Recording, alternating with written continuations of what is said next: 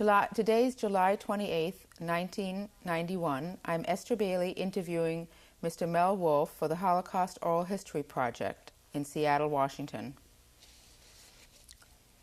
Mr. Wolfe, could you please tell us your full name, including your birth name? My name is Menashe Wolfe. I'm known in Seattle as Melvin Wolfe. Could you tell us the city and country in which you were born and the date of your birth? I was born in Jedlice, Poland, July the 3rd of 1924. Who were other members of your household before the war? My mother, my sister, and the rest of the family, like my aunt and my uncle. And your family members' names? Hinda is my mother's name, and Hannah is my sister's name. Jedlice is by which other city? Jedlice is very close to a larger city, which is Krosno. What was the means of support for your family? We had land, and we had some royalties from income from the land, which the land was mined for oil from from international oil companies. This was mainly our income. Also, my mother had some interest with her sister in a store in the little town of Jedlice. Could you tell us the size of your city and the number of Jews and Gentiles living there? In our city, we had approximately 80 Jewish families, mainly around, and I would suggest it would be about 2,000 Poles living in the city.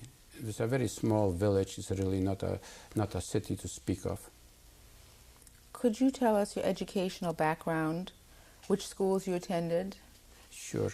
I attended the regular school in Poland, which was mandatory from 6 years on, and which started between 8 in the morning till 2 o'clock afternoon. And after that, I attended the Jewish school, Hebrew school, from 2 o'clock all the way till 6 or 7 o'clock in the evening.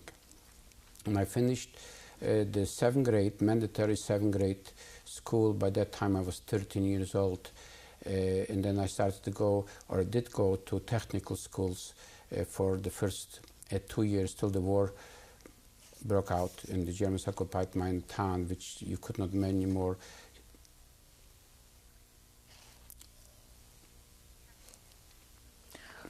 Mr. Wolfe, could you please identify this photo for us? Yes.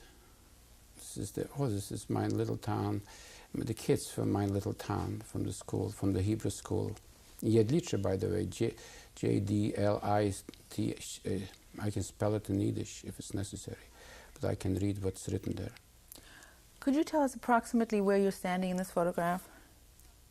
On the very in the back, right, the second from the right, or the third from the left, whatever you look at it. Were you or members of your family active in Jewish life in the community or at home? My members, the members from the family, yes, they were active. In particular, my uncle, he was the Rosh Kol, or the manager from or the leader from the Jewish community, rather the leader from the Jewish community in our little town or in our little village. Did you observe Jewish holidays and celebrations and attend synagogue? Oh, absolutely. We observed very much so Jewish holidays, and not just the Jewish holidays. We observed everyday life, very, very strictly kosher, religious, very traditional, very much so. Would you please describe you or your family members' involvement in school, sports, etc., with non-Jews? My personal involvement was just in the parochial schools which I attended. This is mostly we played football or football, kicker, soccer, and this was mostly the sports which I did. We played some baseball, and as kids, not in the form like they play in America, but something similar, basketball at the same time. out of the school, I do not remember to attend any sport activities at all. Either does my family, I don't believe so. Except my sister, she was 2 years younger and she was doing the same thing in school, probably, what I was doing. Prior to the war, were relations good between Jews and Gentiles in your community? Prior to the war, were reasonably good. There were always a tremendous amount of anti-Semitism in Poland. You could smell it, you could feel it, you know it, you heard it on the street, you hear it right in the class, right from the classmates. The last 2 years before the war broke out, when the tension was high and everybody expected something impossible might happen, obviously anti-Semitism became quite harsher and special in a small town. We felt it every day.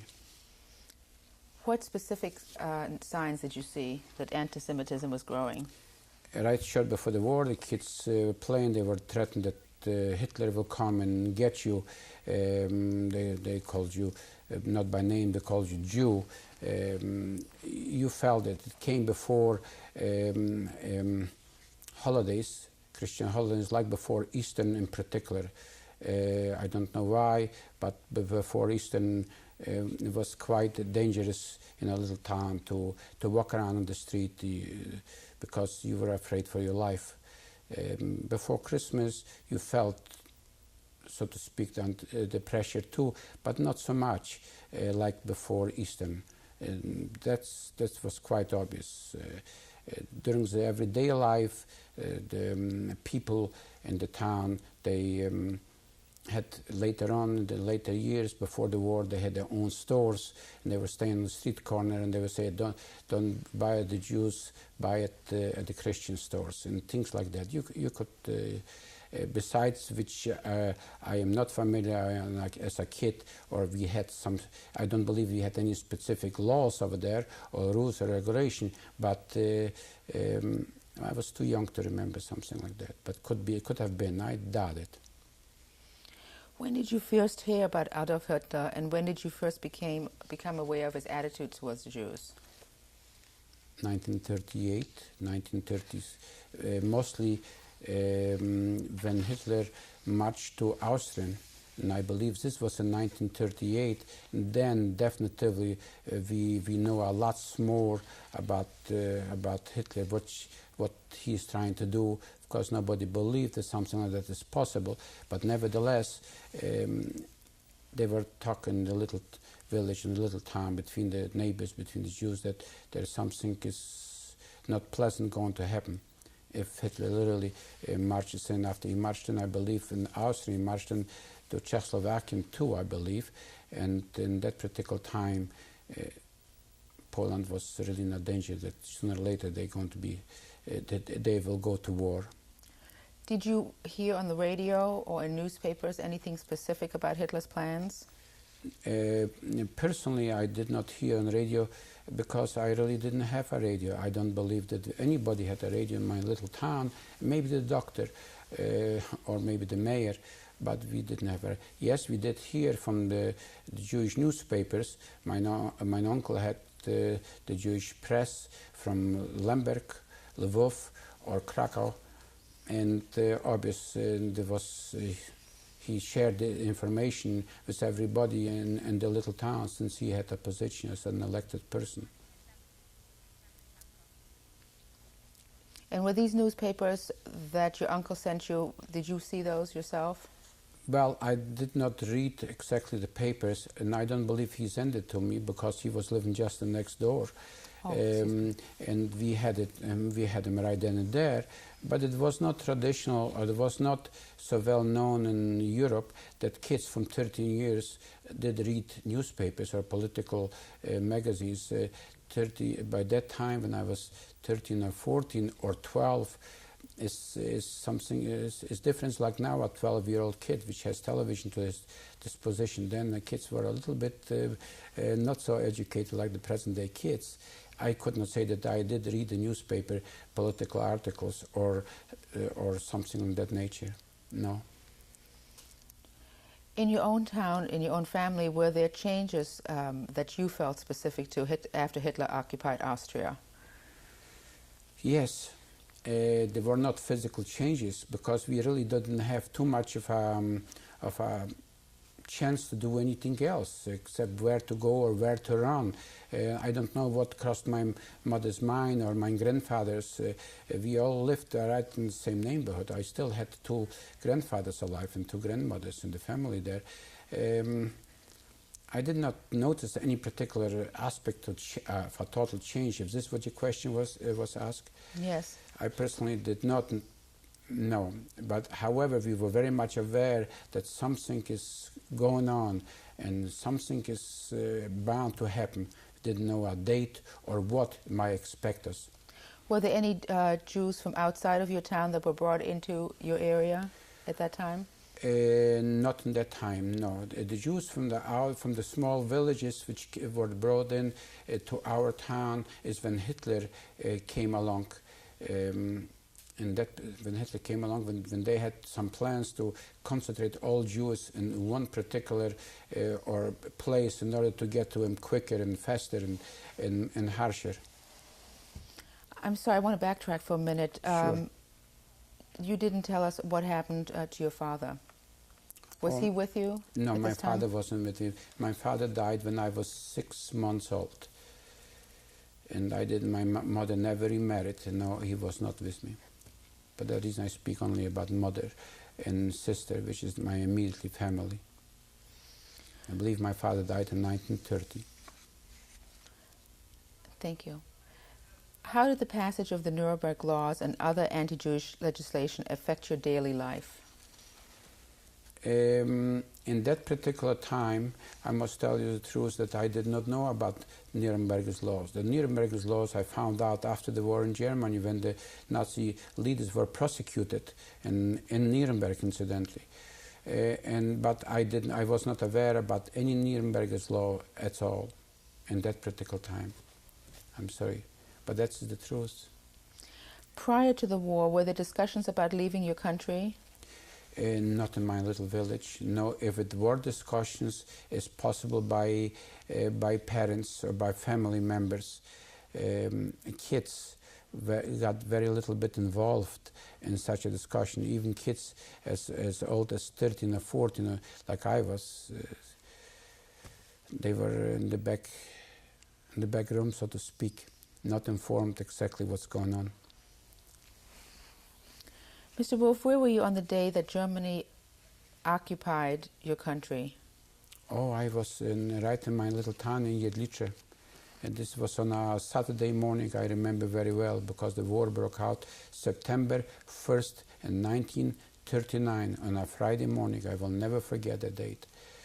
And a week later, the following Saturday, to answer your question, the following Saturday, the Germans occupied my little town of Jedlice. What were you doing September 1st, 1939? Can you describe what happened? September 1st, 1939, what I was doing, early in the morning, very early in the morning, at 4 o'clock, my mother woke me up and she asked me to go down in our shelter, which we had in our home, a basement, because we thought it's a false alarm just for exercise purposes, which took place at least 2 or 3 weeks before the war broke out. And we went down to our basement over there. Maybe an hour or so later, my mother went up to look or safe to walk out, and she saw the refinery in Jedlice, which we had a large refinery, oil refinery, in our town was on fire and was bombed, and that's what the war broke out. And obviously was panicky, and in the little town, everybody knew something drastic will happen. Could you please tell us who bombed the refinery? The refinery was bombed, obviously, by the German Luftwaffe. It came unexpected, at least what the record and the history shows, that it came unexpectedly, and they just attacked and bombed, I presume, all over, more strategic or economic places like a refinery, which they later on they used, was the mayor for their purposes. And I worked there, incidentally, later on in the same refinery. Who was in the shelter in the basement with you? my mother and my sister, my uncle and my aunt.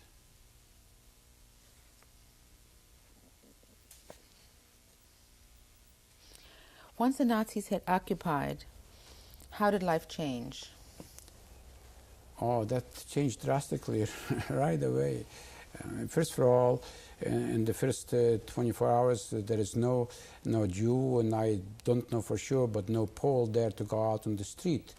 We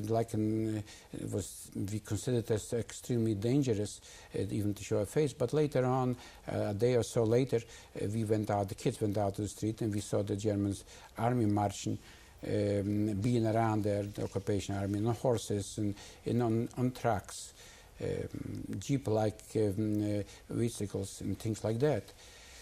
That we saw immediately. I mean, the next day or so. But we felt it in the next few days right away.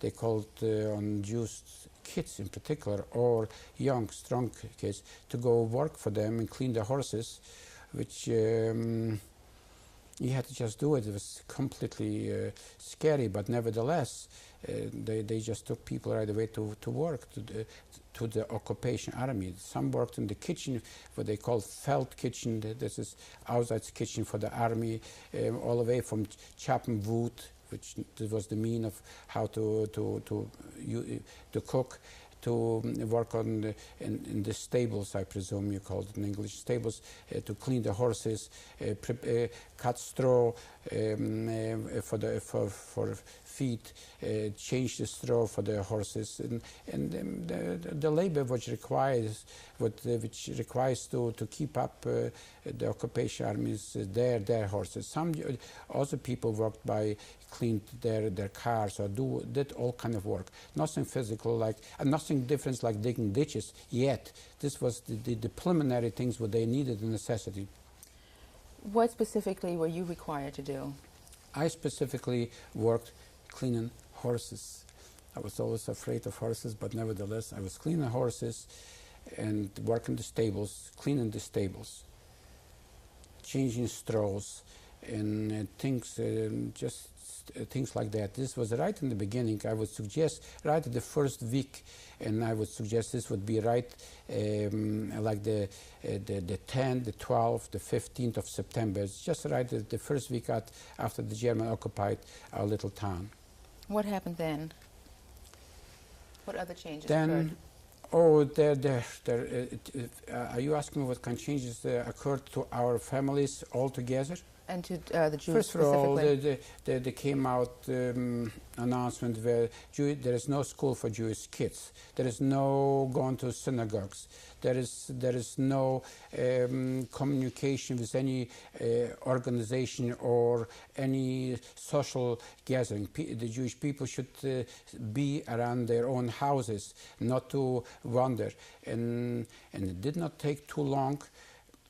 I believe still in 1939, they gave us all armbands or a Star of David, which is approximately 8 centimeter wide, and we had to carry that on the arm. I believe was on the right arm, and there were strict orders: if you don't carry, get caught, you can expect the worst. And obviously, we obeyed rules like.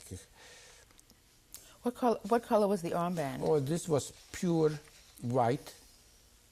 It is a blue Magen David or a blue Star of David insides. How many synagogues were there in your town? In my town was only one single synagogue. What happened to that synagogue? The synagogue was when the Germans came in, they occupied it and they used it for a warehouse or for their purposes, for the occupation army. The Jewish life changed completely. You couldn't go to the mikveh, which was quite normal to go on a Friday. You couldn't go Friday to the shul or the synagogue. You couldn't buy challah because the Jewish bakers were closed. The Jewish social life completely and totally stopped right then and there. How was the food situation for the Jews? The food situation in 1939, it was not at all bad, because everybody, you asked me before a question, everybody knew that something's horrible happened. And besides that, the Polish management said to, if somebody can get food or flowers and things like that, mostly in a small town, everything was baked home and cooked home from the scratch. There were no cans or something that like what we see in America. The situation with food, we had sufficient food in 1939. How did the Germans treat the Jewish families? No, they did not treat them at all. If they came in, they were rough and tough, and they didn't treat you nice whatsoever as an occupation army at all. What happened after that time?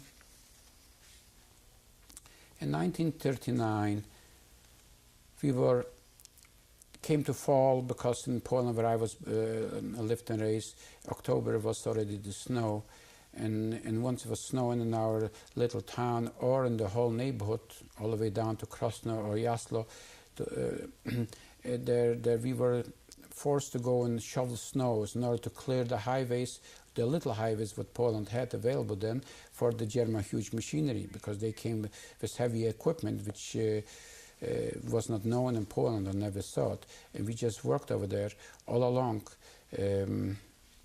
shoveling snow and things like that. Mr. Wolf, who's in this photograph? Oh, most of my family and most of my friends from my little town. Can you name anybody on it? Oh, of course, of course. And way in the back is my uncle Srul, it's my father's brother. On the left or right? On the right side from the picture. And on the very left, the second person is an uncle of mine too, Alambic, from my mother's side. This is my mother's cousin, Sam Fries. He survived concentration camp. He's on the extreme right side. You see his face, but half of his body. I was later on with him in concentration camp or Zwangsarbeitslager, Szczebnia. Oh yeah, that reminds me quite a bit. That's what was daily doing all the way down to the spring. And what happened after that? Did you work in any of the other areas for the Germans? Well, yes, we worked of all kind of things till I was actually sent to Krosno to work on the airport. All manual labor, whatever they needed to do, they took young people, mostly young people. I'm speaking about young people. We did all kind of physical labor, Zwangsarbeit, what they call forced labor. You got rations for that, some bread from that later on when the Polish community got more stabilized after the occupation, and you got some ration bread for that, for your work. This is what I did in Jedlice most of the time, till 1941, I believe. And what happened in 1941? In 1941, we went down to another city. It's the largest city from Jedlice, we call Krosno, and they were building over there a tremendous big airport. And we were just doing manual work, mainly digging ditches, no machinery. Only the labor was cheap because they were bringing Jewish people from all over, and we were just mainly digging ditches for pipes, for sewers, I presume, or for other necessity. We were digging ditches, and mostly was for sewers and things like that. And then Excuse me, how were you selected to go to Krosno?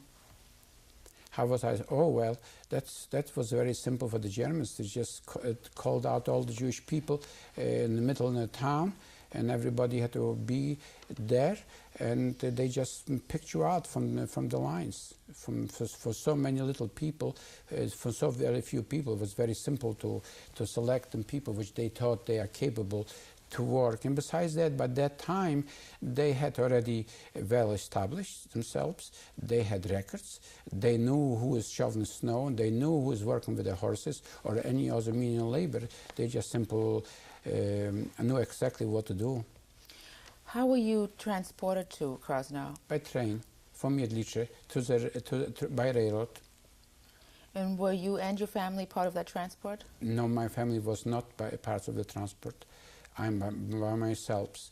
And it was not always, we didn't go always by train in the beginning till Krasnow was closed as a Zwangsarbeitslager or forced labor camp. In the beginning we traveled by train or by truck back, which was just by 7 kilometers from my little town. Did you travel daily by train back to your town? In the beginning, we traveled daily by train or by trucks to my little town in the beginning, and I believe in 1941 I was there in Krasnow for good, in living there and working there, which was so to speak a Zwangsarbeitslager or a camp to do the work, to do forced labor. What happened when you first arrived there to live there, to work there permanently, or for a period of time? Well, nothing happened radical, except that I couldn't go back more to my little town, to my family, and see the rest of the people. And this was radical enough, but we were not there extremely treated harsh, except you had to work awful hard, physical manual labor, and with little bit food, and it was quite unpleasant and quite sometimes unbearable. But nevertheless, it was not so harsh like later years in different concentration camps. It was Zwangsarbeit, forced labor.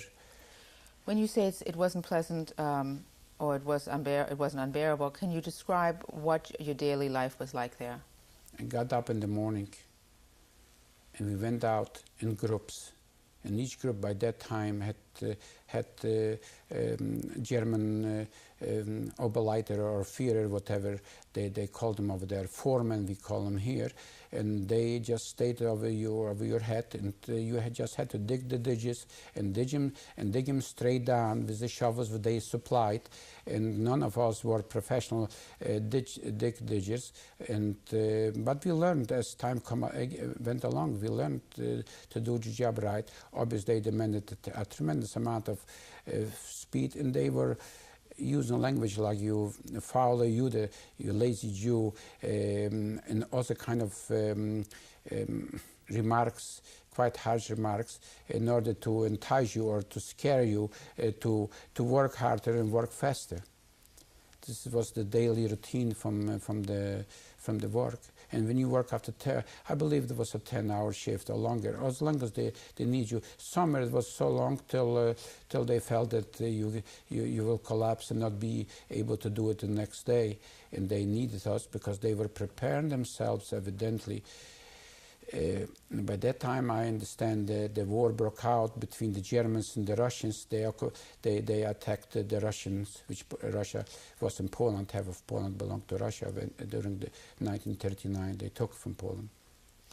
They were attacking, and they needed the Flughof or needed the airstrip or the landing strips, because this was all, I presume, in their plan in order to have where the airplanes were landing constantly over there. It was a main base for airplanes, a huge base from a very tiny little place originally in Poland. What was your food like? Food was standard: soup once in a day, a slice of bread, or maybe more, like a slice of bread. There was altogether difference which I was used to it in home, or every normal person is used in a daily basis. But that's what it was then, standard procedure: a soup and bread. Not enough to be very hungry, Not enough to starve, but enough to survive. Does anyone stand out for their cruelty or kindness? No, there is no such thing there's no such thing like standing out against the Germans for cruelty or other way, because there was no alternative. You know it. What might happen, which I did not see in that particular time, which happened but you had an idea that you're going to get beat up or pushed around with a butt from the gun on his shoulders.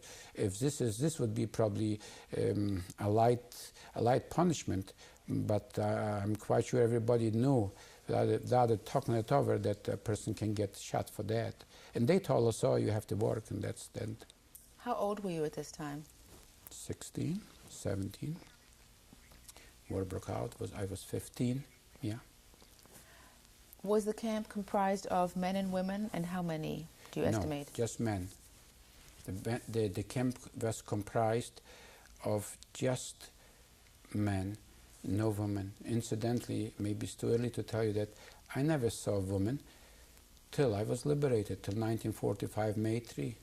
For some reason, completely. How many men in the camp?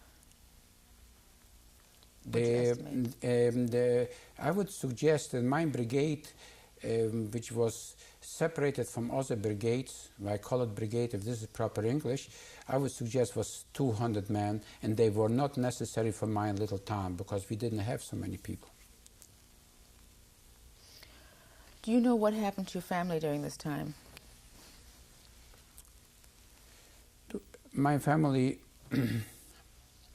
was in Jedlice, Poland still, and when they tried to evacuate all the Jews from my little town, which they did, I don't know what happened. My mother and my aunt and my uncle and my aunt had a little baby, and my sister, they ran away. They ran in the farmlands. In the farms to hide, in order not to get caught from the Germans and shipped out from my little town.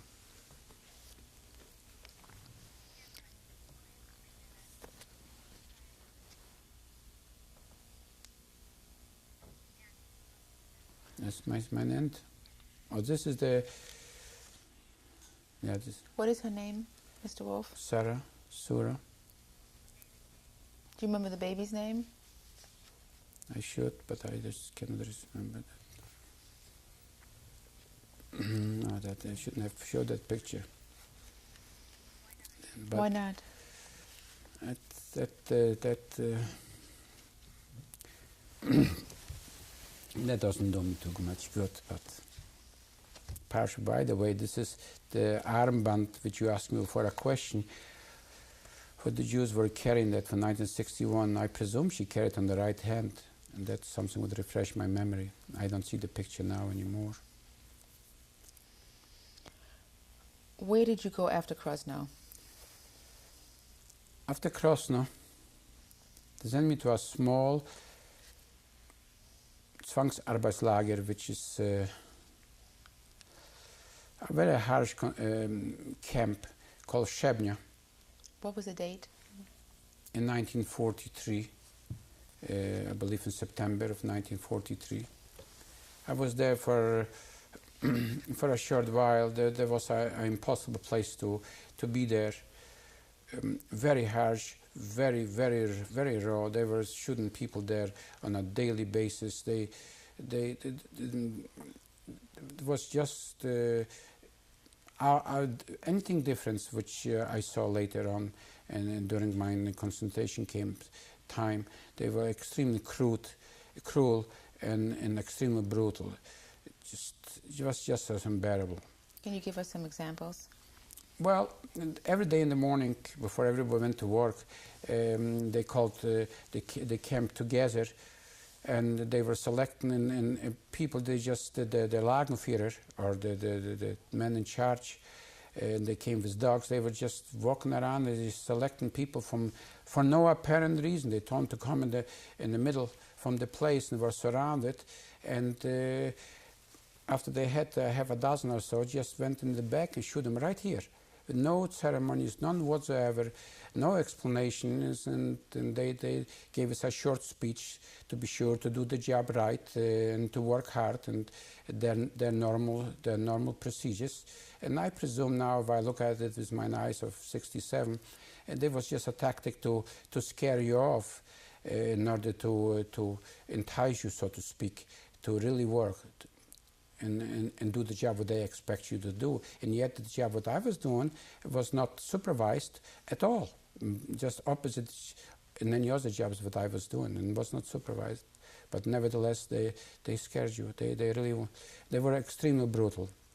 Food once 24 hours, extremely brutal there. And I believe that there were women in that camp too, but I did not see. I was not in my Abteilung, or was not in mine, or so to speak, division or my neighborhood where I slept. How were you selected to go across to Sebnia? Oh, but that time in 1943, I think they were starting to liquidate all that small Zwangsarbeitslagers, like in Krosno. I believe in that time the Germans had a hard time by Stalingrad. The way I look at now, I didn't know it, and it was a little bit late for them to need to build larger and more Flugplatzes, that mean that airstrips, so to speak.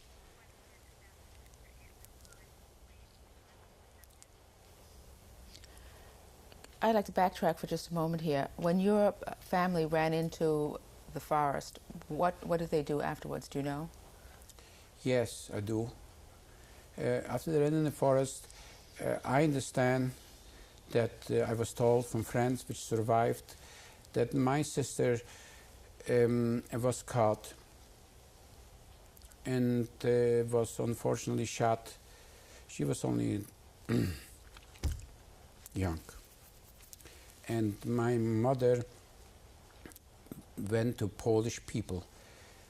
And my mother and my mother's sister and her husband and the little baby, they went from place to place. They finally lined up Polish people, which they did hide them, and they had some money, obvious. That did hide them till somewhere in July of 1943. Some sources were telling me that they just simply tried to get rid of him. A, they run out of money, and B, they tried to get rid of him because they wanted to keep the baby, which was by that time 2 years, I presume. Either way, whatever might be the truth, only God knows. I really don't know what the truth. The truth is that they did stay there, they did live over there on the attic, hidden, and they were captured from the Germans, and they were shot in a forest, and I know where. In 1943, I was told on the day when the Italy capitulated to the American occupation army, and I believe this was in July of 1943. I never went there back. I didn't have the guts to go back in order to face the truth or face the reality. That's what happened with my mother, and that's what happened to my uncle and aunt, and obviously my sister. Now I'm speaking about my immediately family. But if you like to hear about my whole family, none of my family, either the 5 or 6 brothers and sisters from my father's side, neither my mother, she was a child of 10, either the grandfathers from both sides, from my mother's and my father's, they both all alive, or their kids. Nobody survived, but nobody survived except a cousin, which is my father's sister's son. He survived because he ran away from the German occupation army and ran to the Russian occupation army. And from there, they sent, like all other Jews, to Siberia, and he survived over there, and from there to Israel. I'd like to go back to your sister for a moment. Where was she shot, and who shot her? Obviously, the only one person, the only one people could have shot her were the Germans. The Poles would not shot her. Where she was shot, I understand. That name, I don't never want to think about it. But that name came to me maybe a half an hour ago in that room here in the KOMO. But I just cannot recall the name. But right around in my neighborhood between Jedlice and Shebnia, in that neighborhood, they didn't run away too far. You couldn't. There was no transportation. If you ran away by train, they would recognize you as a Jew, and the chances were that some Poles would have give you out as that you are a Jew, you are a runaway, because they could have gotten for that. And I don't mean here to say bad things about the Poles. After all, they kept my mother for a while.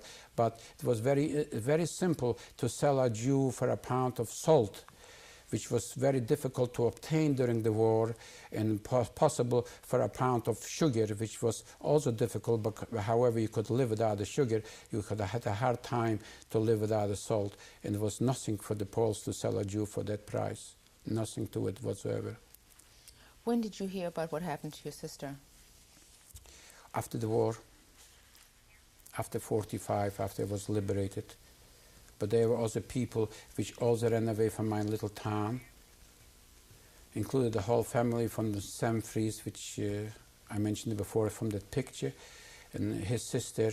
He passed away. His sister is alive in Montreal, Canada, and her mother was alive too. She also survived, and I saw him in New Jersey. I didn't see him in New Jersey, but they lived in New Jersey after they came from Germany, and they wrote me. We were in contact.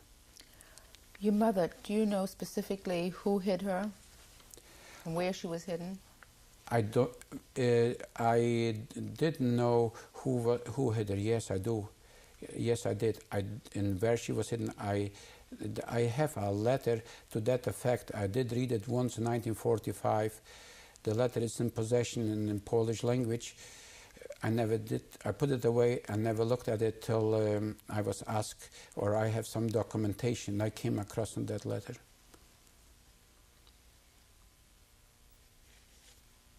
Let's go back to Šebnia. How were you transported from Krosno to Šebnia? From Krosno to Šebnia, I was transported by train in the regular German normal fashion.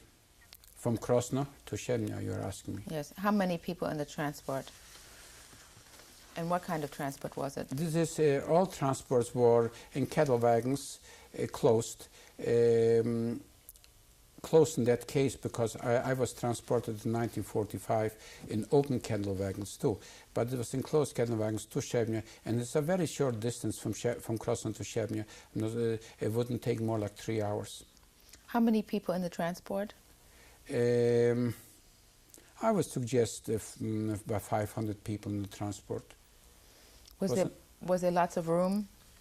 In that particular transport, it was sufficient room in the wagons. If this is proper English wagons, I presume. It was sufficient room to survive. But of course, later on, when I was transported from Šebnia to Auschwitz, that is a different story altogether. We'll get to that in a minute. What happened when you first arrived in Šebnia? When I first arrived in Šebnia, the normal routine, I presume they told us where to go, where the lager numbers is going to be, in which building you're going to stay. Right away, we were called together with other people on the same day, because there it was twice a day, in the morning and in the evening. So they would say, so to speak, they were counting the people, or nobody did not run away from over there. Obvious to use their scare tactic by shooting a couple or 3 or 4 or 5 in order to not to sleep well, but to be afraid of, just to obey the orders, so to speak. Was there a selection when you first arrived? In Šebnia? No. No selection whatsoever. What were your first impressions, your thoughts? my thoughts, my first impression there, very much scary. I didn't know, this was unknown, the first experience which were quite different from mine, which you get used even in a concentration camp or a Zwangsarbeit or forced labor. You get used to the daily routine. You just go to work and you pray to God that you will do the job's work and not get beat up during the day, where you don't fall sick and you didn't know, or because whoever got sick, they never came back to the job, that's for sure. That's basically in Shemya, which was. Can you describe the camp's layout? I hardly could describe the camp's layout. All what I saw is barracks, old barracks. I call them now barracks, just old buildings in Poland 50 years ago. Old buildings which lots of people slept together on bunk beds there, and it was a big, surrounded around with a big place where they call out all the people for counts. They call it a place. Were you free to come and go from that camp, or was it fenced in? Oh no, you could not go from one barrack, from one lager, from one Abteilung or from one division to the next one. You just couldn't. First of all, the capo or the block Führer or the guy who was in charge from that particular block, they call block, from that particular barrack, he probably would kill you then and there. You just didn't go no place. You went to work wherever they told you to do. You went on the appeal place and they called you for a counting, to be counted, and looked at you, and you went to work and you went down to the barracks. In the barrack they fed you and everything else. What work did you do specifically there? I specifically, I had a very easy but very unpleasant job versus the job what I was doing, digging ditches and work concrete in Krosno. I was in a big building, which a big old warehouse. Specific, they were bringing clothes from people, from kids, from grown up, all kind of clothes, and we were sorting out the clothes, kids' shoes separate, women's shoes separate, men's shoes separate, and so on. Jackets, all kind of clothes. We separate them. We selected them out and put them on big piles of clothing. And another group were just putting them nice together neatly. And I presume they were. I don't think so. There were anything to be washed over there. There were no facilities, to my knowledge. And maybe they were, but however, I don't know. What happened to those clothes? Their clothes, they were packed, eventually shipped away, I presume, to Germany. This is what they usually did with all the clothes or anything of importance. They were shipping that to Germany back for their people. Where did those clothes? What happened to the people? Oh, the people.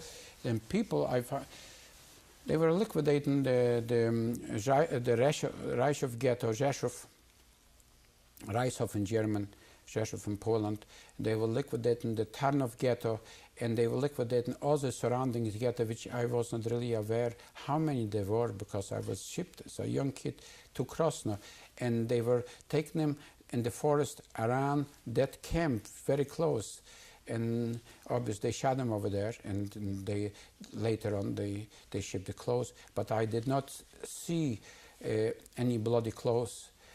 Because the people were undressed, I presume. I don't know. When you say liquidating, what do you mean? Liquidating means that if they had ghettos, the same what they did in my little town. They just, one given day, they surrounded it and they liquidated it. That means they send you, or they sent certain groups to Auschwitz to work, or to other concentration camp, and the rest of it, the old and the young, if it was too expensive for them to transport them even to Auschwitz, and they just took them to the forest and shot them. And we are talking about huge amount of people. We are talking about little cities, and there's lots of people. There were lots of people, lots of Jewish people in Poland. Talking about over 3.5 million people in Poland, and they had their method to They could only guess so many in Auschwitz or in Treblinka or somebody else. And they want to get rid of them, they just simply shot them in big, huge holes, which I don't know who were digging. Maybe some people from Srebrenica were digging. Do you remember the names of the camp's commandant, officers, or any of the guards, kapos, or Sonderkommandos? I don't remember any names at all, none. I only know, and I would like to tell the story if I get permission here, 80% from the soldiers which surrounded that camp were Ukrainians. Ukrainians which joined the German army, or the German Waffen-SS, so to speak. And they were no better at all like the German soldiers. Were the Ukrainians responsible for helping in running your camp? The Ukrainians were responsible in helping and guarding the camps from the towers surrounded. Yes. The Ukrainians were responsible also by being on the appeal plus in the morning and evening for counting purposes, or for the purposes which I mentioned before, to take out half a dozen people from the line and just scare them off. But I did not see them shooting anybody. I want to say something which is not correct. Did you see any punishment of any sort while you were there?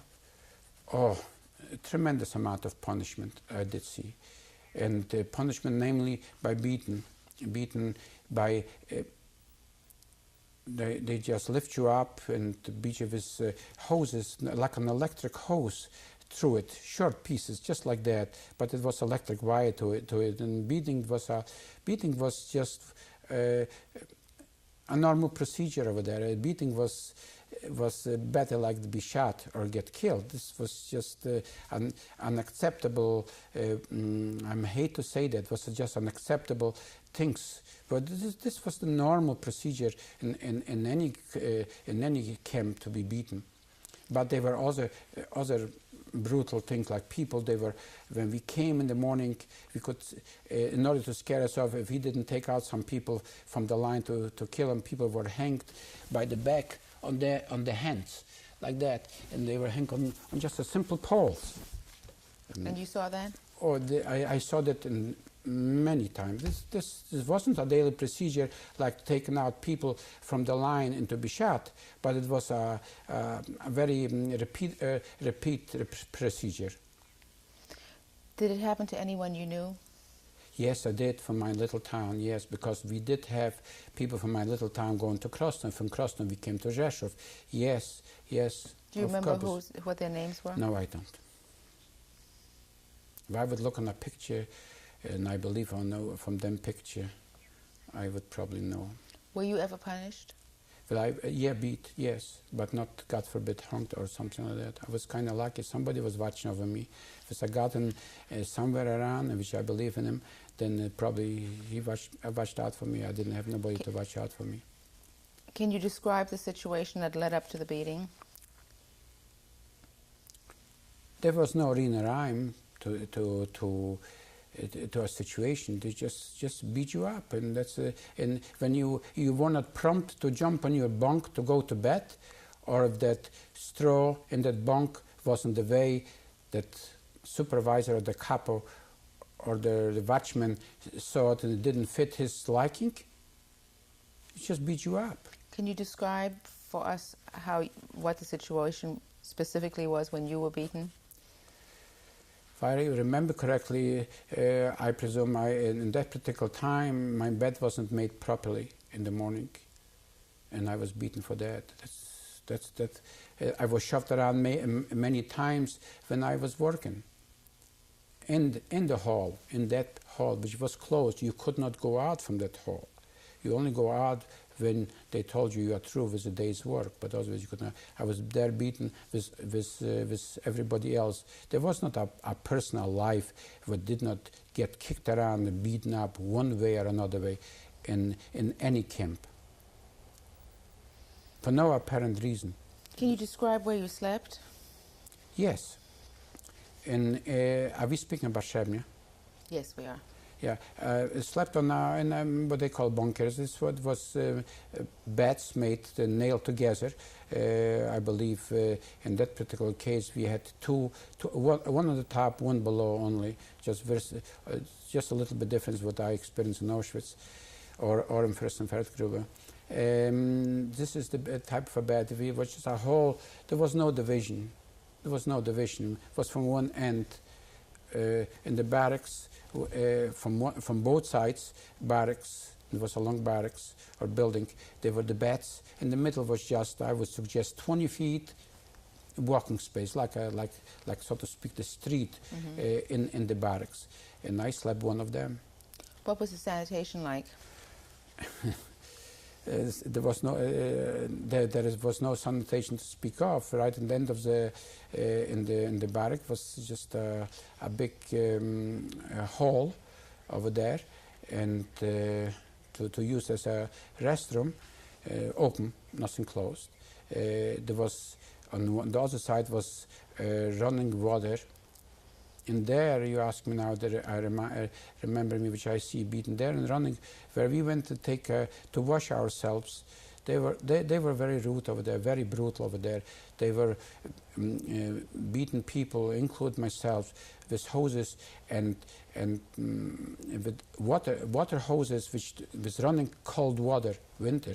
And it was not cold. It was cold in that particular time when I was in Shebnya, which was a very short time, thanks to God.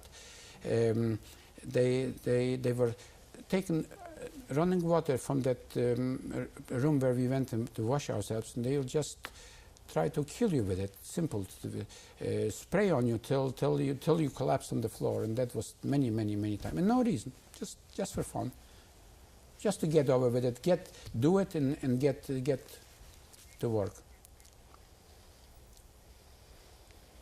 Does anyone stand out for their cruelty or kindness? Oh, this was an impossibility. This never crossed my mind, first of all.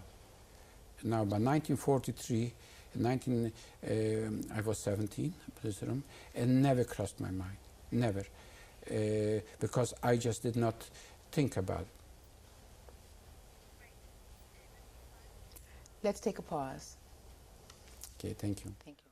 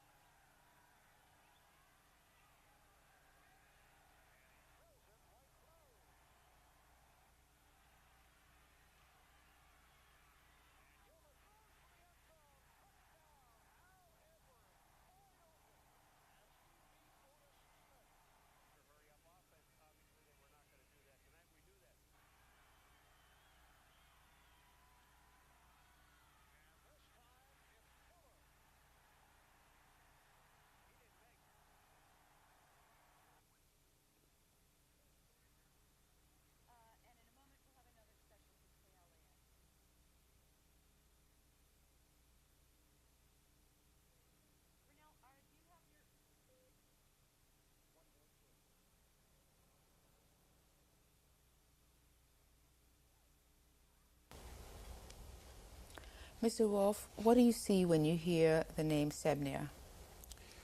Oh, if I hear the name Shebnya, it reminds me of horrifying things. The place where I worked, the clothes, a thousand of pair of shoes from kids, from women, from men. The clothes which came in, I presume, and I know for sure they came from people which were shot somewhere in that neighborhood. I can hear the wild dogs which barking all the time. I can hear that panic-stricken people which have to get up every day in the morning to that place where we are counted and inspected, and it's extremely scary. It's mind-boggling if a person thinks that now how we even survive such enormous pressure and such enormous terror. I see people hanging by their arms in the back on a single pole, There must have been no reason at all why they were hanging for that. In order, I presume they were hanged because they were just to scare the rest of the people, which had to do the day's work, whatever they were assigned to do, and that was a very difficult life for me, and I presume for the rest of the people will live there. And I was very glad to be shipped out from over there.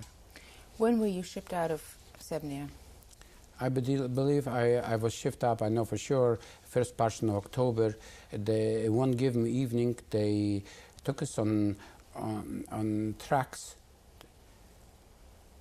and they brought us to the little railroad station in Sevnia, which passed through between Krosno and Jaslan, and they took off all our clothes, period, except underwear and I believe the shoes, because I had the shoes with me, and they put it in cattle wagons. And that's all what I knew at that particular time, and that obvious that we went down. And that particular time, them cattle wagons, they were already people in it too. And we were pushed in, and there was quite a lot of them, a lot. I would suggest by 100 people in one of them wagons. We went to Auschwitz, from Auschwitz-Birkenau, from there, 2 days. No food, nothing, just locked up. Each, you could see through the cracks from the cattle wagons. There was not tight, there was cracks there, or air cracks. You could see German soldiers, or maybe they were Ukrainians. I really couldn't distinguish. But each wagon had his soldier over there, German soldier, or probably SS Waffen, until we came out to Auschwitz. How were you selected? From that place. Was everyone shipped from Sevnia to Auschwitz? To my knowledge, everyone was shipped from Sevnia to Auschwitz. I was selected in the same manner, in the same way like people got selected to get shot. We stayed in the evening, and they put us on tracks, and that was the end of that. You didn't ask questions. What were the ages and health of some of the other people in the transport? The ages mostly was mine age, or maybe a little bit older. I did not see in that camp any too much older people. Maybe 2-3 years of differential. That was strictly people which were capable, able to do manual, hard labor work with little bit food. What was the sanitation in the transport? Oh, there was no sanitation. Whatever you had to do, you did right then in the pants. Excuse me for my expression, but as it got through, they did not stop in a cattle train to let you out someplace. You were locked up until you arrived. Whatever you had to do, you had to do. How many survived? Do you remember? I don't know how many survived, but I do know when we arrived in Auschwitz, and it was in the evening we arrived. I know then when there was just a panic there, dogs with people, with SS people over there, that lots, when we got up, I know where we crawled over dead people, which were laying. They committed suicides or they die. It's very likely they died from hunger, but this is questionable in my mind. I'm not judging here, but possible that some people which came up like maybe from those ghettos, I don't know, they maybe had somewhere some means to commit suicide in order not to, they knew where they are gone, possible, or maybe they had a feeling like we had a feeling too. By that time we heard rumbles, so other camps. What have you heard at that time? That there is places like Auschwitz and Krakow-Plaszow, which they just kill people that like that. Did no specific. I did not know specific that there is crematoriums or gas chambers in Auschwitz, but they kill people there. Did you which think they you did could... before. They were killing people too, even in any lager, and include in any camp, I beg your pardon, included Srebrenica, but not in masses, which I knew. But now I'm finding out they were killing them there in masses too. Shot them and buried them in big ditches. Did you believe you could survive? Yes, I believed. I prayed to God. I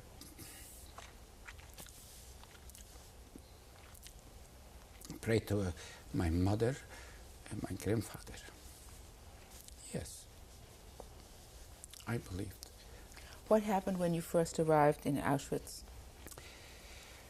What I recall, Auschwitz, you arrived in the evening, lots of lamps, lots of reflector lamps, and the panic was enormous. The dogs were barking in her house, in her house, in her house. This is all what I could hear. To jump, they didn't hold you by the hand to take you down from the train. It was pretty high too, and we all jumped, and we came there, and I don't know how they were doing. You ran a distance like from here, 20 feet, 30 feet in my case, and they just told you to go here or to go there. There's no apparent reason. And they did not put you in a line and select you and to look at you on your faces like later on, like to send you to another. They just told you, you run to that direction, and other people, and they told me to run to the right direction, and there where I stayed. Who was it that was doing the selection German then? soldiers and Ukrainian soldiers, and I presume it was the Waffen SS or the management or the soldiers which surrounded and the towers, and this what they were doing that all along. I presume this was that particular thing what they were doing in Auschwitz. What were your first impressions when you arrived? My first impression in Auschwitz, I scared, very much scared. Even I already had some experience behind my back, several years for that matter. And also my impression was I could smell something which I smell it every minute of my life. I smelled something. I smelled what I don't like it. I smelled like burnt meat, or something like that. Obviously, I absolutely did not know what the smell is, that's probably was my very first, very scary, and that smell which stays with me all the time. But I did not experience momentarily anything, nothing, till they put us on trucks and they took us farther down. What was that smell? The smell was obvious from the crematoriums, the human body smell. There was nothing else there. There was no industry around in Birkenau and Auschwitz. It just simply was a factory where they were gassing. In Birkenau, particularly, just was a factory where they were gassing people which came from all over Europe and burned them. And this was the smell. This smell from the crematoriums. It has a impossible smell when you burn thousands of people. After you were selected to go to the right, what happened next? We stayed there for quite a while, if I remember correctly. We stayed for quite a while. But all the people which did go on the other side from that line or from that road, they were all loaded on trucks and taken away, like we eventually. Obviously, it went through my mind, what's going to happen to us? You did not know, uncertain. And then finally the time came, and they took all the people, including obviously myself and the rest of the people, and they took us on trucks, and they took down. This is the first time which I passed through the crematorium and the gas chamber, which I wasn't aware. They told us that we are going to receive clothes. We were without the clothes except shoes and underwear. We will receive clothes, and that, by the way, we stayed for quite a long time outside. Quite a long time outside. I would say several hours, but that doesn't bother them. What was the temperature at that time? It was cold, it was winter. It was snow. but I did not see the snow. But it was obvious snow. We could see snow when we were going by train. This was you know. But to continue, when they put us on trucks and they told us they will take us to shower rooms, clean up rooms, and give us new clothes. They would put us to work. This was their standard explanation, I presume, to everybody. The way I hear it now, it was the same explanation to the people that went straight to the gas chambers. When we came there, they told us to undress completely and totally, and the long line of still not food, and that was probably 3 days down the road. Anything to drink? No. First drink I had really in the shower. And they undressed us. They told us to undress, and we stayed in a long line. And the line was long, and I mean long, which I counted in the hundreds of people. Finally, when I came closer to the line, then they gave us a number of my arm, which I have here, which is, you can read it, it's 167678, I believe. 768. It's 768, which they gave us a number on our arm, and then they shipped us to a to a room and they told us to wait that we will get a shower. And luckily enough, we did get a shower. What happened then? Well, we took the shower, and then, to answer your question, what you asked me before, this is the first little bit of water that I did drink for that matter, any food for 3 or 4 days. This was the water in the shower, and we took a hot shower. I remember this very well, a hot shower, and this probably was the first hot shower since I left Krosno, because in Shebny was no hot showers. It was only cold facilities. A hot shower, and after the shower we assembled. There were lots of people. There must have been other people from other places, and they sent us in another room, and they gave us the concentration camp, the standard Auschwitz-Birkenau concentration camp clothes, which consist of wooden shoes, no socks, pants, and a jacket, and a hat with stripes. And from there on, they took us, and I do remember the lager. It was in lager number 10 in Birkenau, and they took us in lager number 10. And then when we had the first meal that particular evening, or the first, they assigned us to the beds where we will sleep, and they told us all procedures, whatever is going to get. And in the meantime, obviously everything was done not in a civilized manner. Everything was done in with kicking and beating and shoving and things like that. What was the meal that you got? What did that consist of?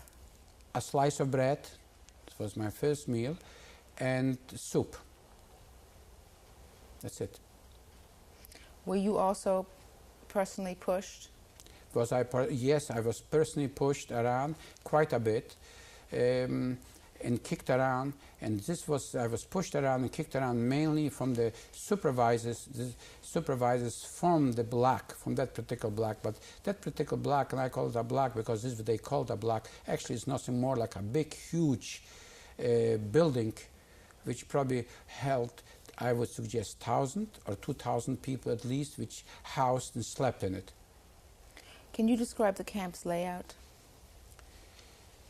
The camp's layout? Oh, yeah, this I can easily describe. They were, I would suggest, maybe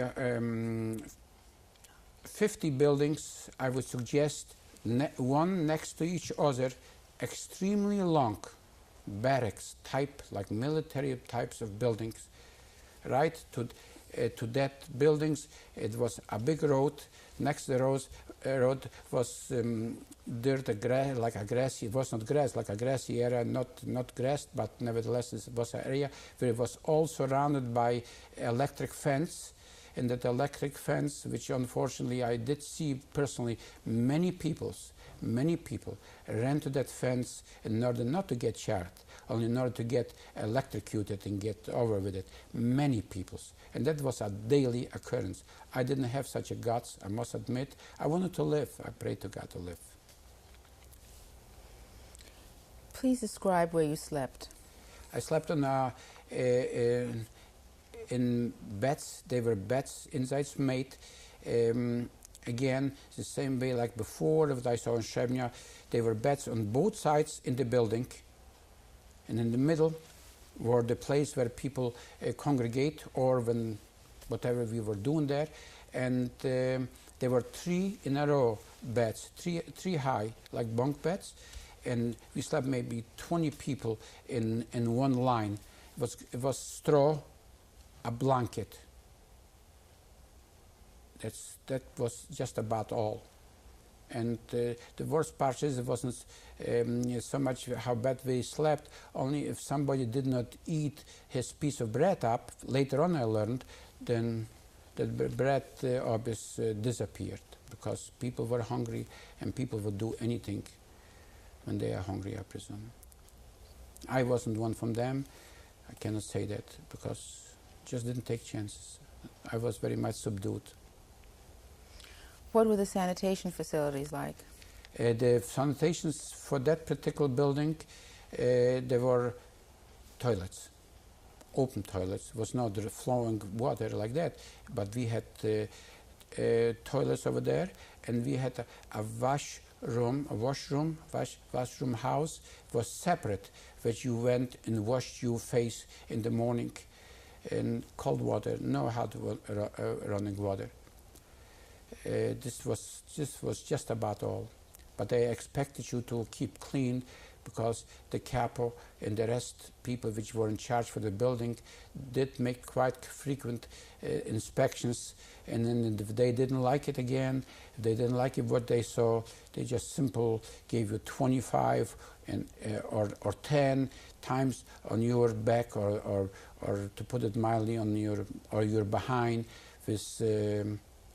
And I never made any 25. I never went to that thus far. I received one time 10 for a lighter punishment because my bed wasn't perfect. And namely, that was very simple. They just took a 2x4. There was 10. In every building, you ask me this how to describe.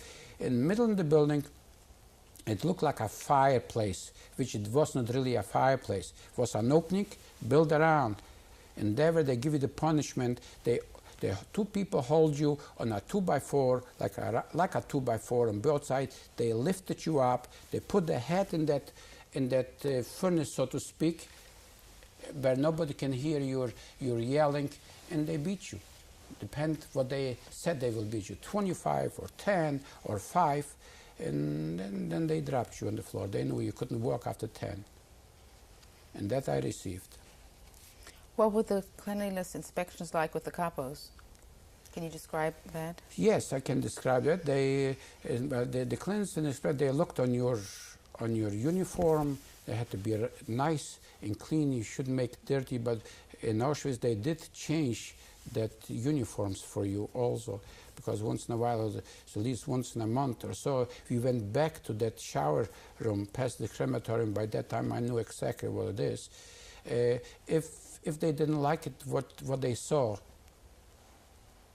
you got punished for that. And punishing again, it depends what they felt like punishing.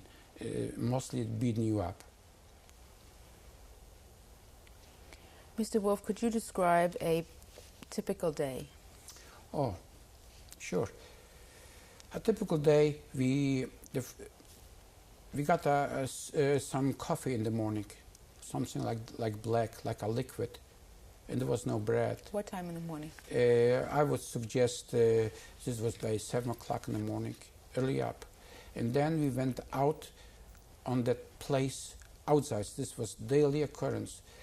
You stayed for hours to count and to see the people and inspect the people.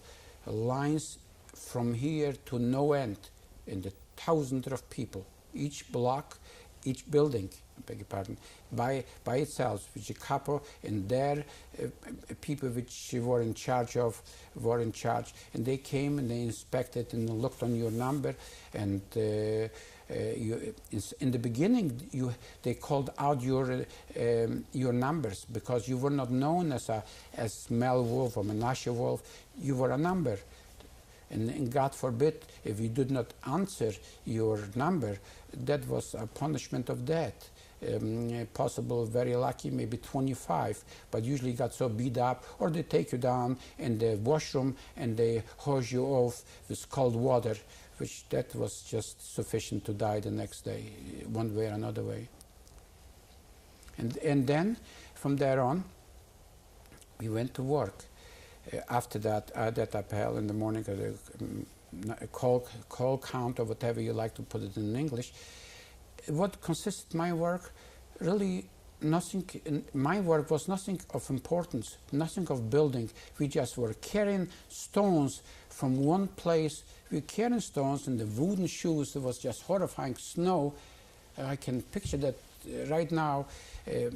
In that wooden shoes, no clothes to speak of it, and we were carrying stones, just stones like you do for rackery stones, from one place to another place. I personally did not have any specific job in Auschwitz whatsoever to amount to anything besides cleaning the facilities, cleaning the streets with like wooden type brooms, manual work, but nothing like building a building or do something of importance. Nothing, just to get you out from over there and possible to keep you busy or punish you in one way or another way. And then we came back to the same routine in the evening, back to the block or to the building, and then it was our daily meal, which consists of a slice of bread and some soup, obvious, orderly, in lines without a pushing of not you never ate that day or maybe never survived the same day. And after that, you went to your bunk bed and lay down to sleep. Lights were on. Don't remember ever them lights was turned off. I do not. This was the daily routine in Auschwitz, except once in a while, I can't be specific, once in 3 weeks, maybe once in 4 weeks, and it was not so far away from the blocks where we stayed, we marched down to the shower rooms or Entlausung, rooms, and where we took a shower and they gave away all our clothes, and we got fresh concentration. Auschwitz concentration camp clothes. Could you please describe what the soup was made of? The soup was made of mostly potatoes, very little bit, mostly potatoes or potato peeling. Mostly I would suggest is potato peeling. I presume that the potatoes went or to the kappas and the leaders, so to speak, from that camp, or they went to the German or the Ukraine soldiers over there, which they had some separate kitchens which they were cooked for them. I presume that's what it was.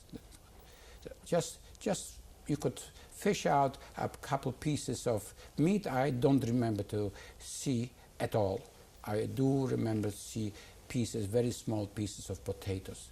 Most of the time, or 99.9%, I do not remember rice or some other stuff in the soup.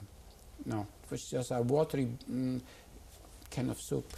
And there was that castle or that soup container, and there were a plate over there which you picked up, and you went and you got the soup, and you went away and you ate right by your bunk, by your bed.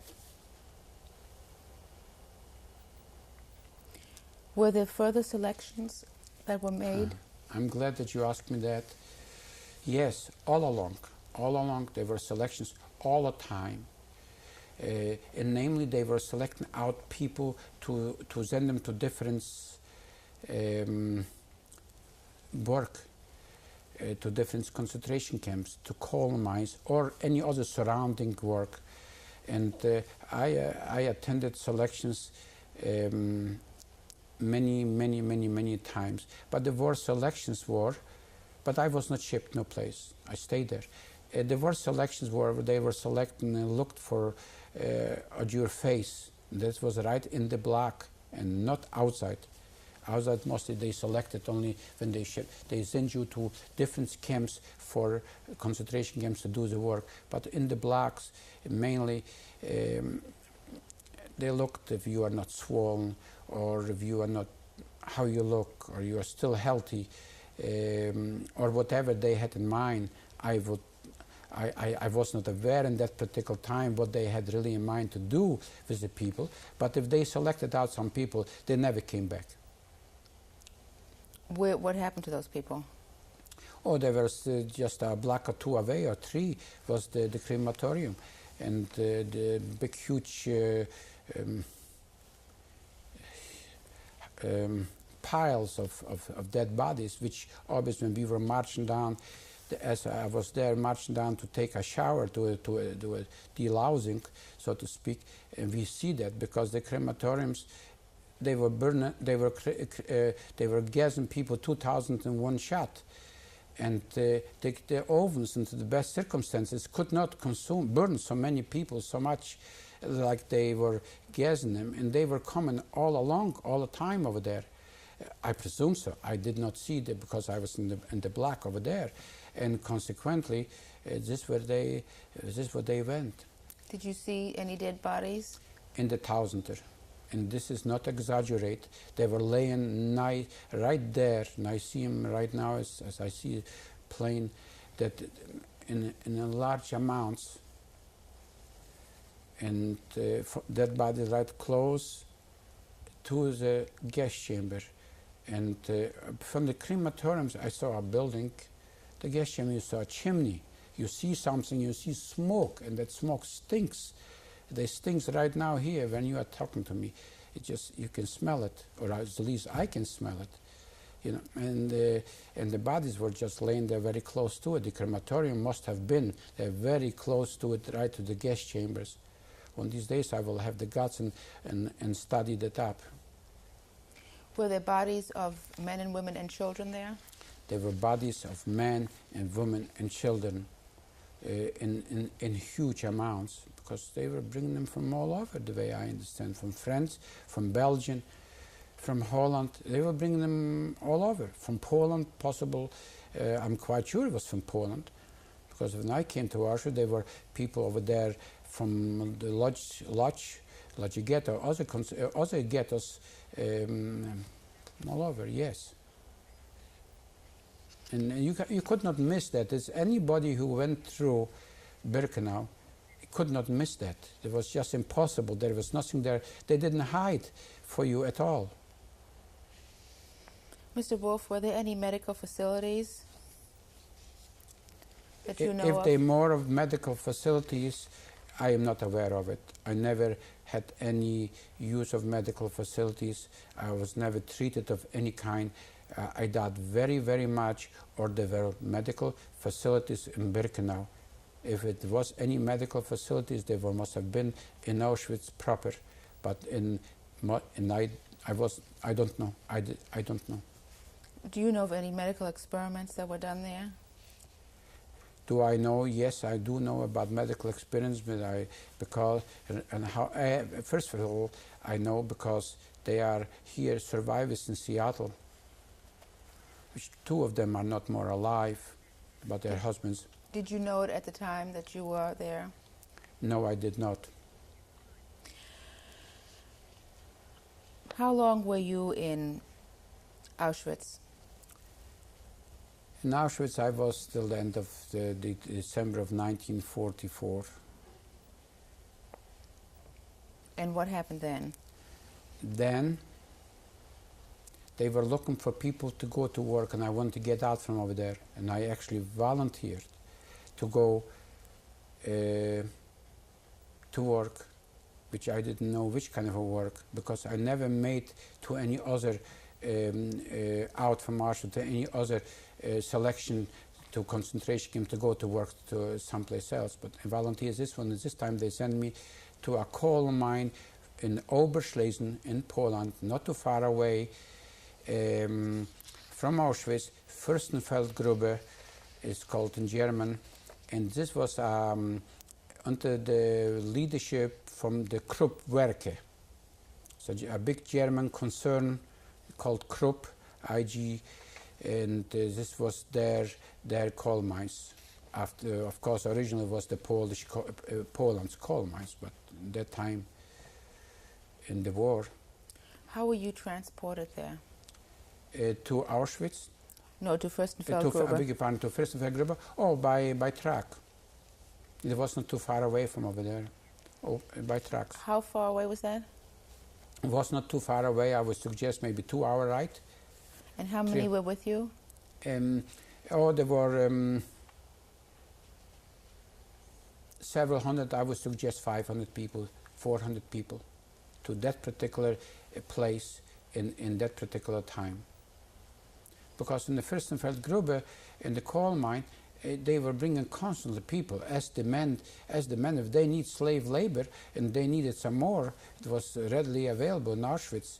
Or if somebody there in Fürstenfeldgrube didn't look too good, or after he came from a day's work, they just simply took him there and brought in other people. I mean, labor, human life was cheap. It was not important to them. They just wanted to have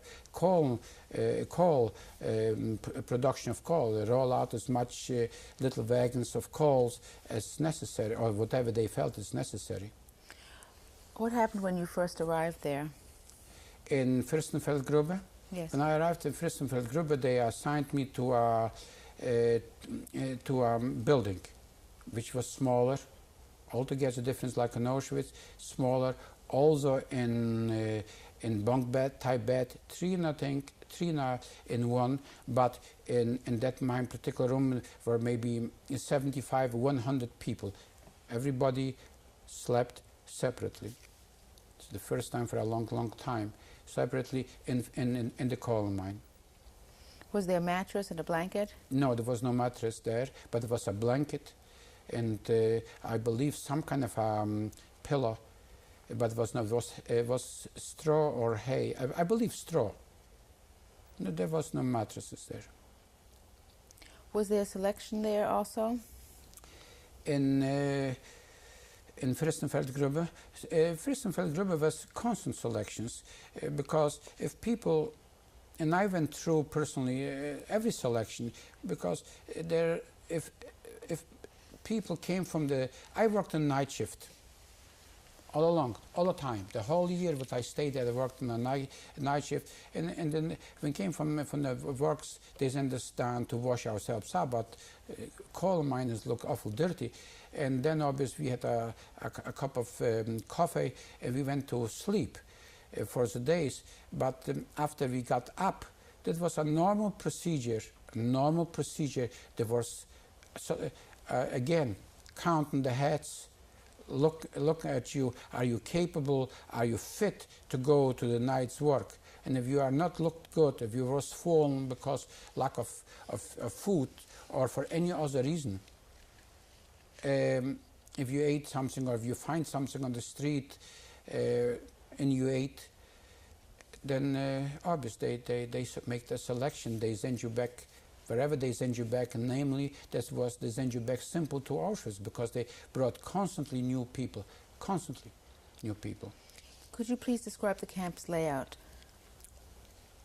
The camp's layout was pretty big, small houses, opposite small buildings, not a house like you and I live now today in it, but just buildings, barracks, but built late, I would suggest, built in the late 40s, smaller, circle-like, huge place, and in the middle of the circle was the place where they conducted all the announcements, all the hangings.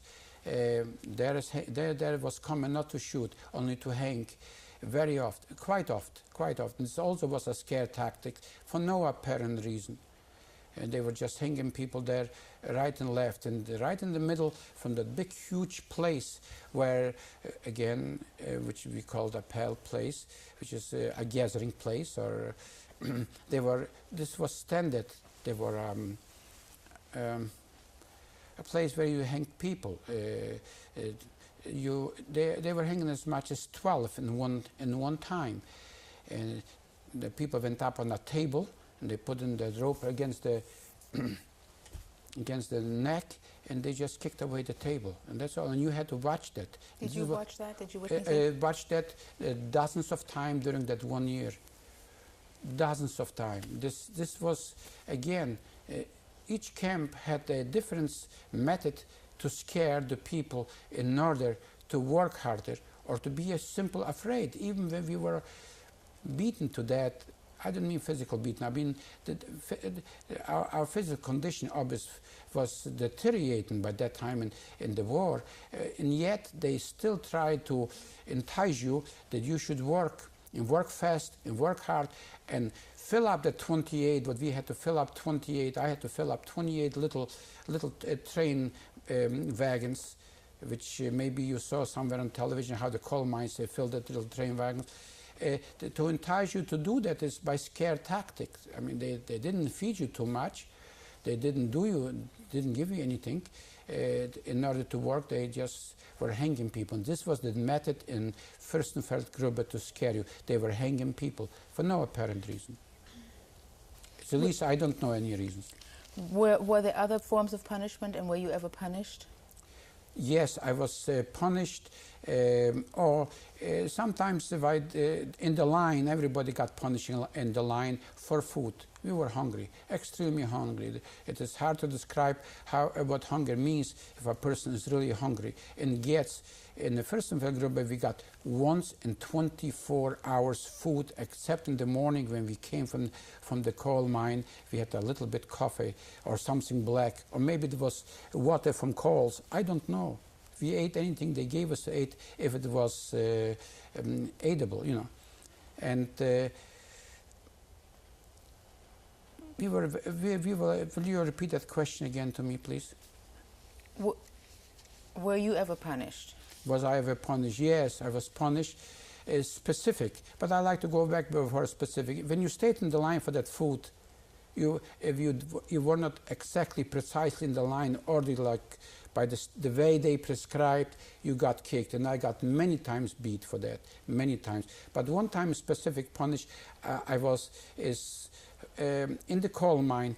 In the morning, we were waiting to go to march to the to the little trains where they took us to the shaft, and I fell asleep.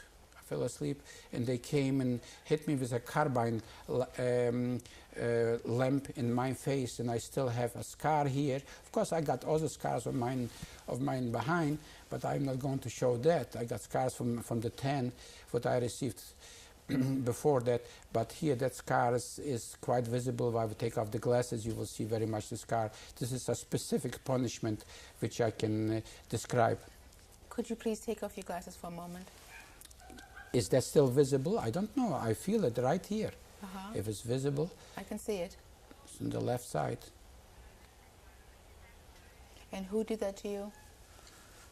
One of the German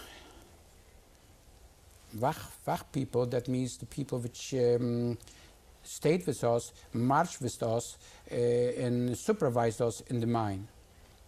Do you remember what that person looked like? Well, he looked he looked like any other person, I presume, but he was in a German uniform. Was he young or old?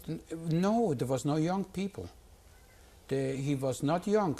For that matter, if I might digress for a second, in the coal mine, the German supervisors in the German coal miners, the masters, so to speak, were non-young. The young ones were all on the front, only the elderly ones. I would suggest in the 45 and the 50 years, which they needed production for coals, but the young, I did not see any young, and I did not see any young people in that particular time in my life people which they supervise or state and or lead us to the mines.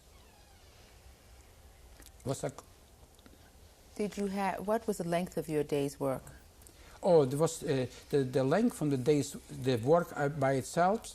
The work was 10 hours till in the morning by 6 o'clock. But it was a long march from the camp to the mine, first of all, and it was quite a drive by a little railroad cars from the specific jobs. The mines were old Polish mines which were not mined at all from the Poles anymore or from nobody else, because it was dangerous mines where I worked. But the last years from the war, the Germans tried to get out any piece of coal or anything they could, and they could care less how many people got killed in the process, which lots of times the mine or the roof collapsed because it was no good shearings to hold back the ceilings from the coals. They tried our mine called Raup mine. That means in the plain English you had to raup or steal any piece of coal what you possibly can without us literally collapsing on everything.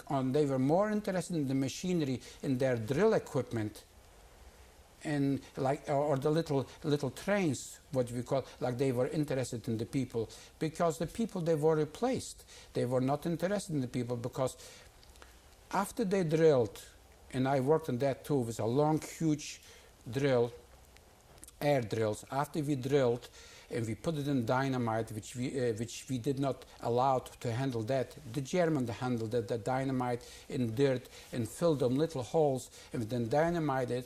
It didn't take 5 minutes, and they told us to go and to start putting the coals on the little wagons, mainly wagons.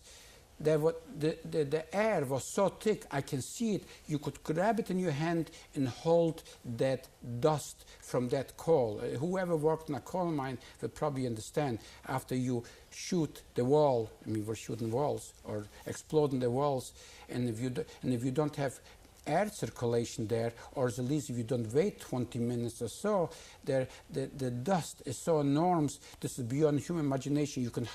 I couldn't see my shovel. And we were right up front and shoveling the coals on the little wagons. Did you have any protection for your face? No, we did not have any protection on the face. All what we had is a carbine light. And in some mines, in some departments from the mines branches, we could not use the carbine because there was lots of gases, and we had a light here on the head, and we didn't even have a hard hat. And speaking about the coal mine, in one particular time in the coal mine, we worked in a layer of coals, which we found out, we heard from the Germans there, from the old Germans, that they were making margarine, and they were making also some grease for the trucks. There was a layer of 1 meter, 3 feet of coals. It is nothing higher like that. We crawl for no end, for miles, on our knees in this equipment in order to mine out that very highly expensive, valuable coal. If you touched your fingers, the coal was oily. And the supervisors, they had rubber kneecaps, I would suggest in English. We didn't have nothing of that kind. Nothing.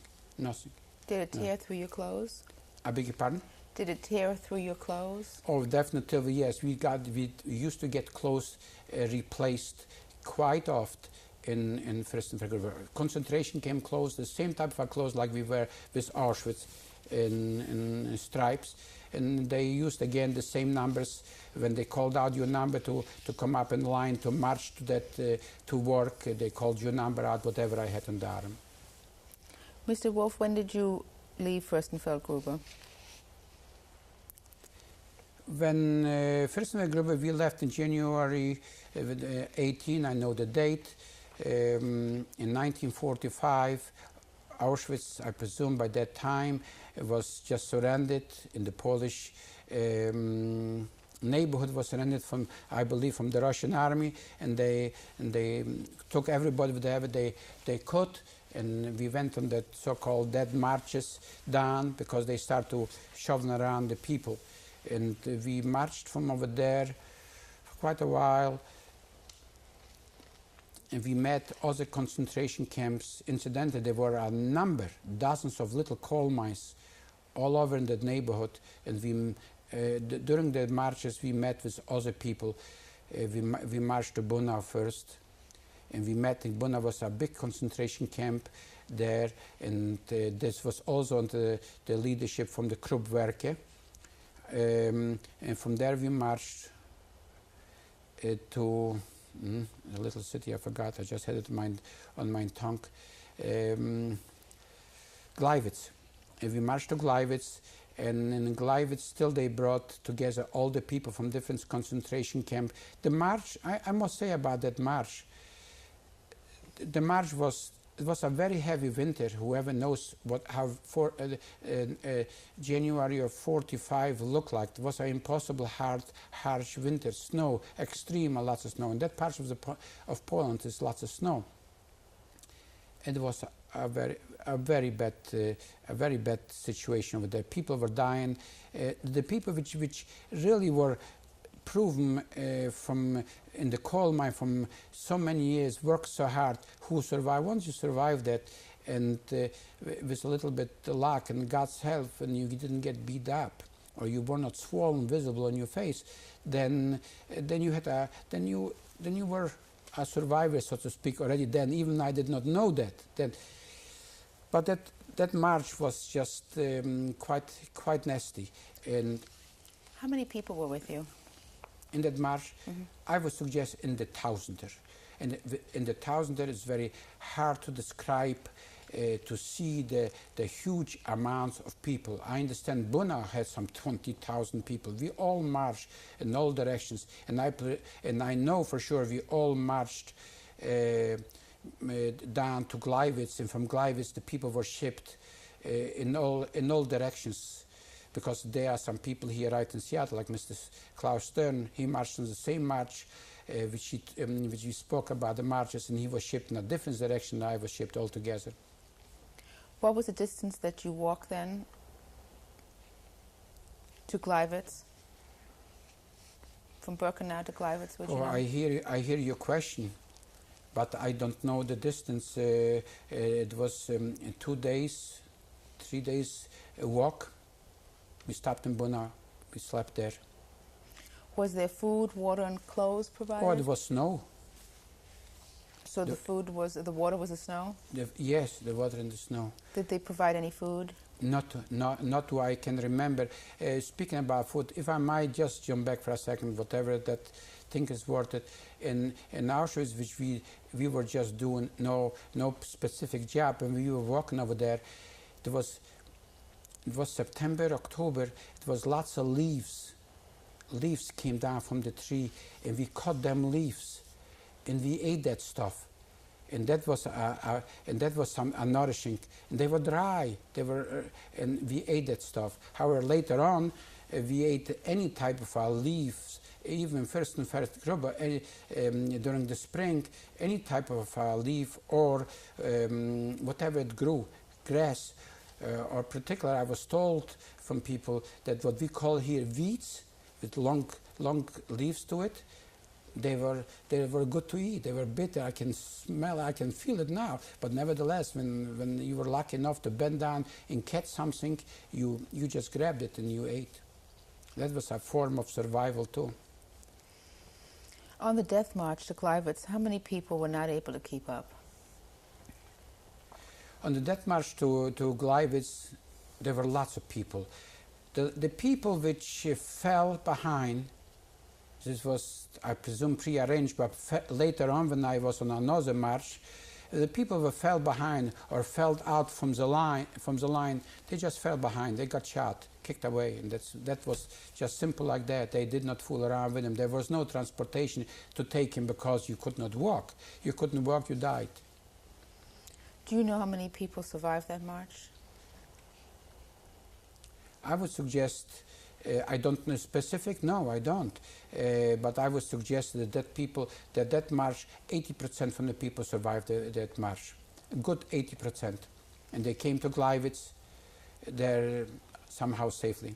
And then what happened when you arrived in Gleiwitz? Oh, when I arrived in Gleiwitz, I believe we got some food over there, and I also know that we stayed over there at least a couple days because they were bringing other people from other camps, and they put it in trains, in open trains, like cattle trains, just opposite what we was then to Auschwitz, which closed and locked trains with doors, was open. Nothing on the top. And maybe that was a blessing for me. Maybe it was a curse for somebody else, because we still had my blanket, which I took along. Just all what we could take along. We didn't possess anything, let's put it that way, except blanket and your clothes. And I had my blanket, and I was lucky enough, for some reason, another reason, I was shoved, because I was fragile, and there were other people, maybe stronger. I was shoved right in the corner, and I don't know how to show you. A corner in that one cattle wagon. And in that corner, I just covered myself with that blanket and lived with it. I didn't move from over there. I didn't went up. I looked out and I saw there were problems there, because there were so many people in that particular wagon that was not even funny. How many people? I would suggest at least 100 and 120. And I know when we arrived to Dora, it was not too many people there, because the stronger people, the weaker people died for hunger. And the stronger people wanted to live and survive. They just throw them overboard. Nobody else, just their own people. Just throw them overboard. And the trains, where I know, I don't remember ever stopping till, I believe, stopped in Prague. I also heard, which I don't experience it, that when the trains were going through Czechoslovakia, and I have to give credit for them people, which I hear, the Czech people were throwing food to the open trains. I did not catch any food. I lived from snow the whole time over there, and somehow I survived. But it was quite known in that particular time that going through to Czechoslovakia, the Czechoslovakian people were throwing bread and other food, pieces of food, around in the open train wagons.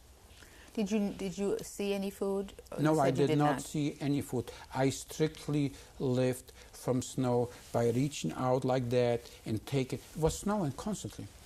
Reaching out of that and taking snow from my blanket. Did everybody else have a blanket too? Everybody else had a blanket too. If he did not lose during the march, then he had a blanket, because we were all permitted. You didn't have nothing else but a simple blanket and your concentration camp clothes. There's no belonging in a concentration camp. You don't have anything. You are not a human. Were men, women, and children on this train? On this No, transport? no, just men. I didn't see any women at all for years, many years. I didn't. Men in Auschwitz, there were women obviously in Auschwitz, but in Auschwitz there were women separated. But where I was, I never saw a woman at all. I saw a woman the first time after the liberation. When I come to it, I will tell you. Did you know anybody on that transport? Or did I know? I knew lots of people on this transport, many people, not necessarily by name, because you could not get their body or become close friends. So at least I couldn't.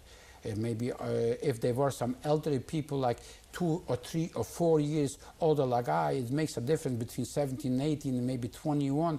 Maybe they had his brothers in the same transport. I didn't have nobody.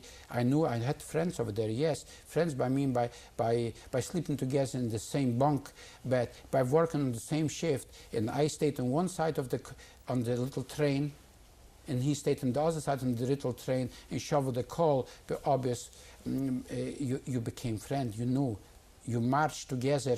We were marching in the coal mine from our camp, which was quite a distance. How long did you say this transport lasted? The transport lasted, I would suggest a couple of weeks, if I remember correctly. Yes, a couple of weeks till we arrived to Dora. Dora was a concentration camp.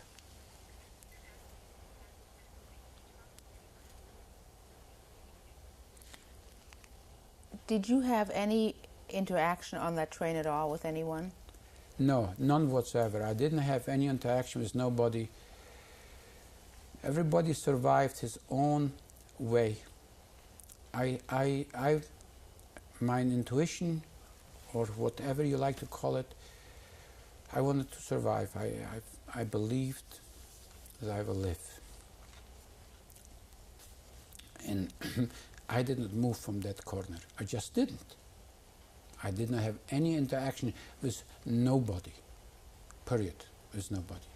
I just was afraid because I had imagination. I was wondering what happened with the people, which I saw. There was I didn't have room to stretch my legs in that little corner. I was sitting like that, scrunched up, and I was wondering what happened with them people. Where are they? Everything went through my mind. After all, I was hungry and weighed probably a very little bit, but I was not. I still had my capacity to think. And I was wondering what happened. I was afraid if I make one slight move from over there, I might disappear. I really did not know what happened to people. I know now. How many people were left when you arrived in Dora? Are you speaking of how many people were left for my wagon? Yes. 25, 30 would be a lot. The rest of them just got thrown overboard, mostly of them. Or they were laying on one side, they were laying some people over there still dead. You arrived in Dora Mittelbau on what date? I arrived in Dora Mittelbau on, this was in February, I believe. Am I correct? In February, I was in Dora. Dora was just for general information, if I can be permitted to tell. Dora was an enormous factory of the V1 and the V2. Mr. von Braun should be known here in America because he built our missiles here. Was the man in charge from that big place. It was a big, huge concentration camp, which we all worked in that underground.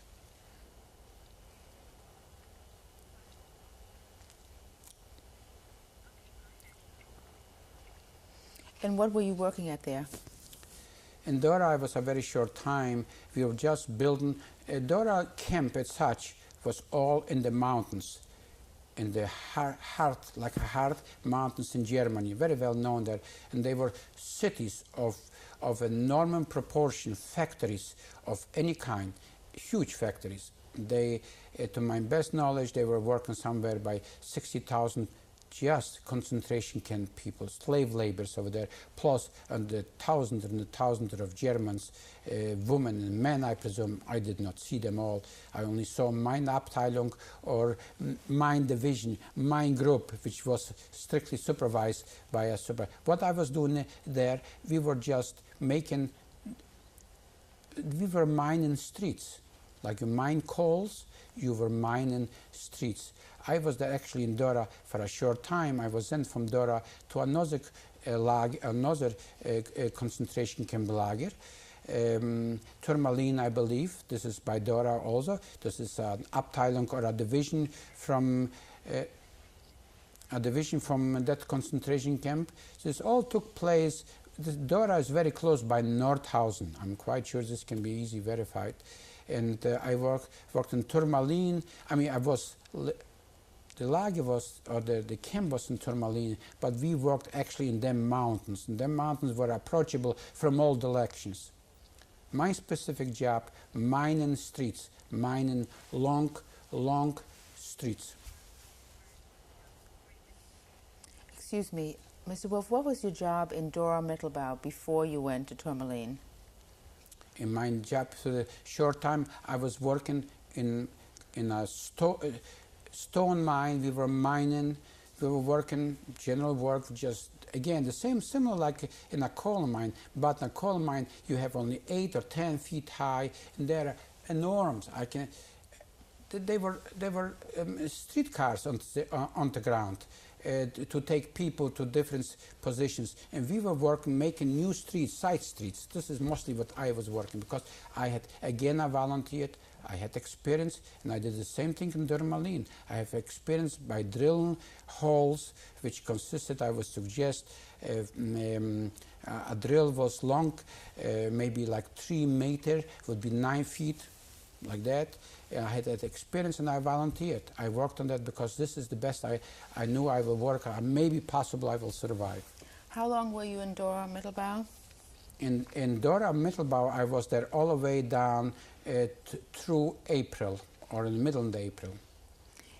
And why were you selected to go to Tourmaline?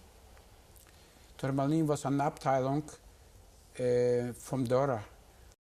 The man in charge from that big place. It was a big, huge concentration camp, which we all worked in that underground.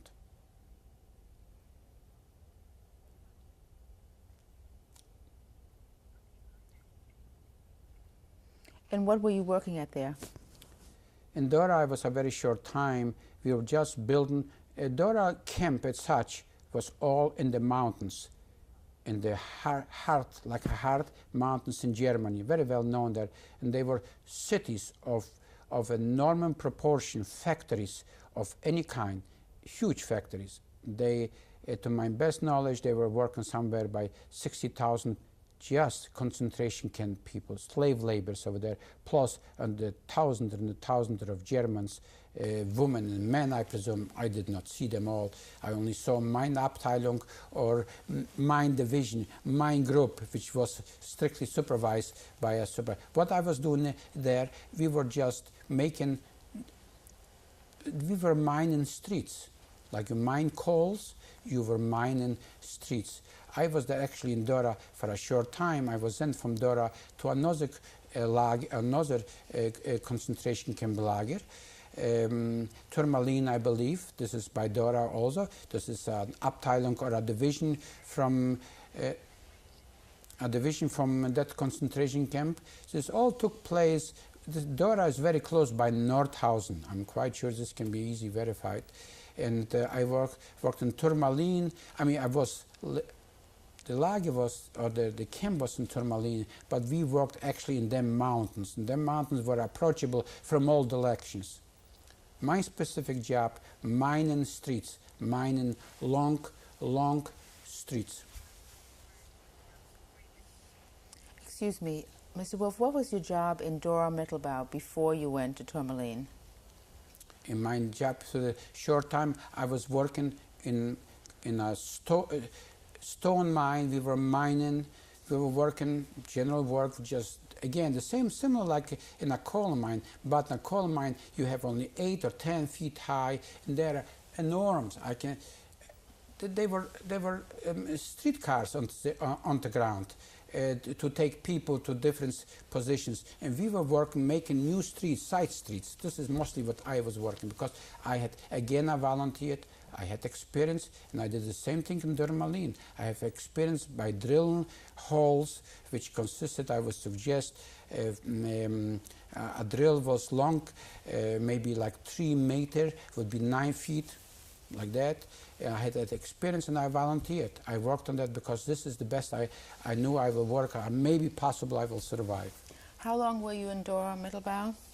in Dora Mittelbau, I was there all the way down through April, or in the middle of April.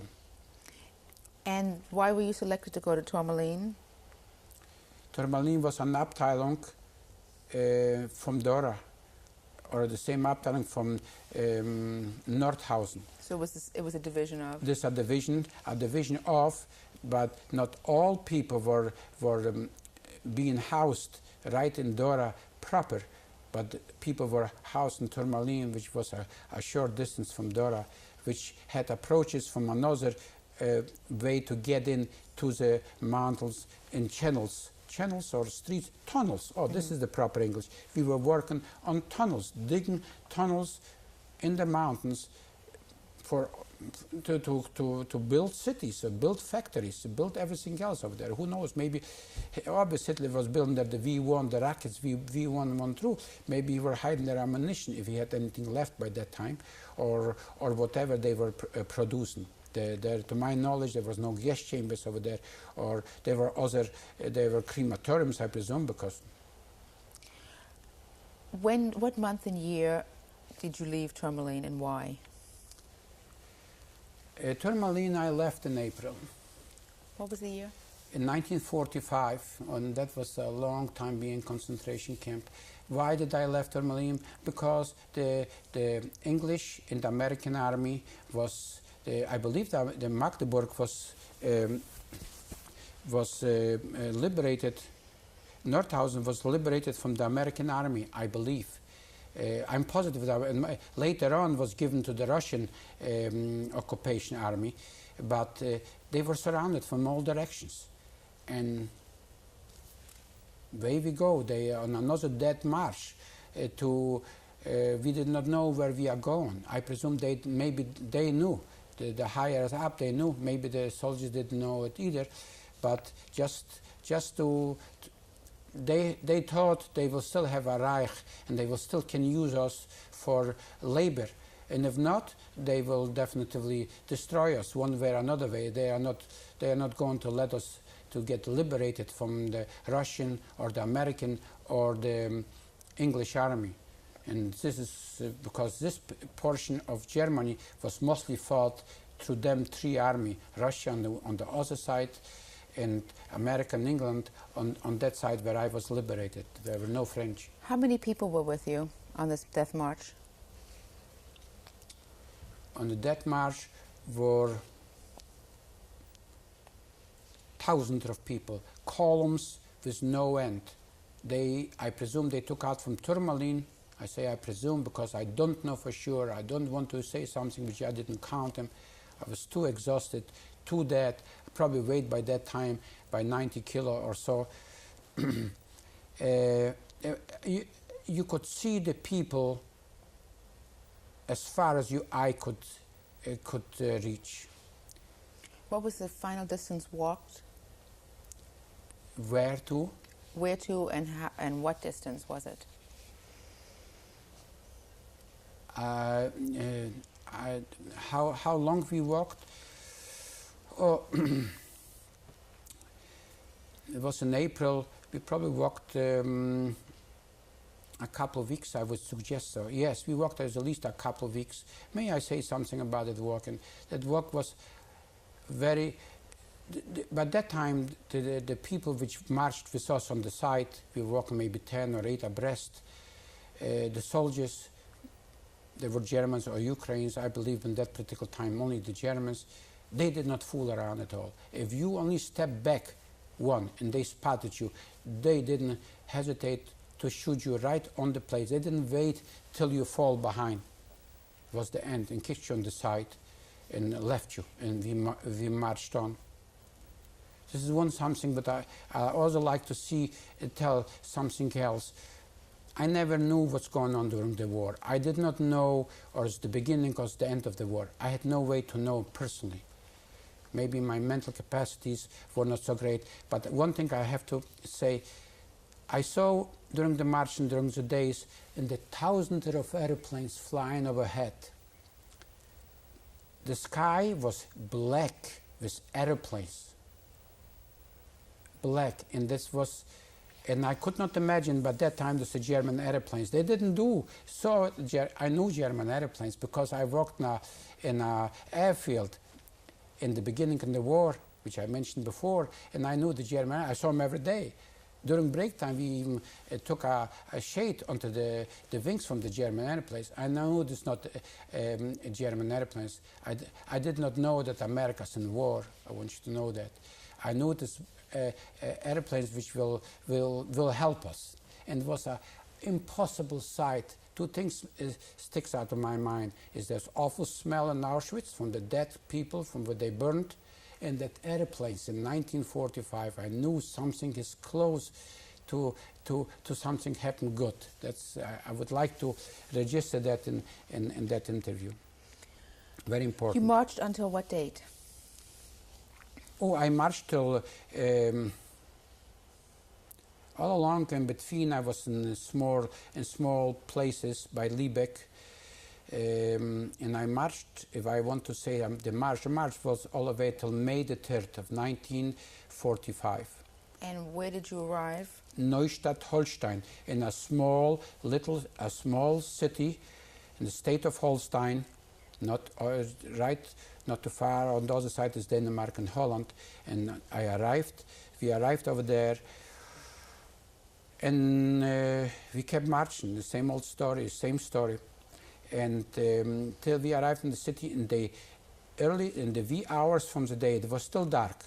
They took us on tugboats, quite a number on each tugboat. I would suggest 100 people, 200 people on tugboat, and because the tugboat was shuffling all along, and they took us on a ship. The ship was approximately anchored or parked, anchored, proper English, or they were telling me 5 kilometers away from the city of Neustadt Holstein. Because Neustadt Holstein was a fishing village, small. And the ship was out, could not reach the port of Neustadt Holstein, so to speak. And they took us there on that ship. And they kept shoveling, bringing other people, all the people which marched all along, which you ask me how many, probably in the thousands. And whatever, they took them, the rest of the people, I have no idea. I know that a group of people, I would suggest 1,000 people or better, they took us on a ship. And I do know that the ship was called Capercona. What was the purpose of putting the Jews on the ship? Well, the purpose of it is to put the Jews on the ship is to destroy the ship and do the final, the so-called their final solution with the people which were in concentration camp. They didn't have where to go anymore with them people because the English army was right there in every little town, which I know of now, of which I didn't see him before, and there was no more where to hide or to run with the people, with the slaves, because that's what we were, slaves, nowhere to hide or run, and they took us on the ship in order to destroy us, to explode the ship, in a simple to order to destroy it. This was their general thinking. They didn't took us on the ship because the ship had approximately, when I came on the ship, this was just 8 hours or 7 hours or less before liberation. There were close to 8,000 people on the ship, all the way there down in the galley, and they didn't take us there for any picnic, or for that matter, we did not receive any food. There was no food. There was no field kitchen marching behind us. I mean, I presume nobody had food. Possible the German soldiers had, because maybe they had some rations, but there was no such thing like food. You just marched as long as you could. If you know, you died. That's Were simple. the Germans on the ship with you?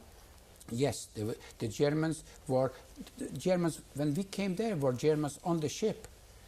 The Germans, I presume, their navy or whoever was there in charge of the ship. Some of the people which marched with us were there too, because some of them there were different uniforms from the Germans. Because I remember vividly the uniforms from the Germans which marched with us had a different uniform, and the people which I saw on the ship had a different uniform. How was the uniform different? How did it look different? The German uniform was dark gray, something in the dark, helmet on the head, typical German SS, or the uniform from the people on the ship were something like Marines, and something working in lighter uniforms, like any other ship people which work on the ship or surf on ships. How did the soldiers on the ship treat you? There was no treatment to speak of, because there was a tremendous amount of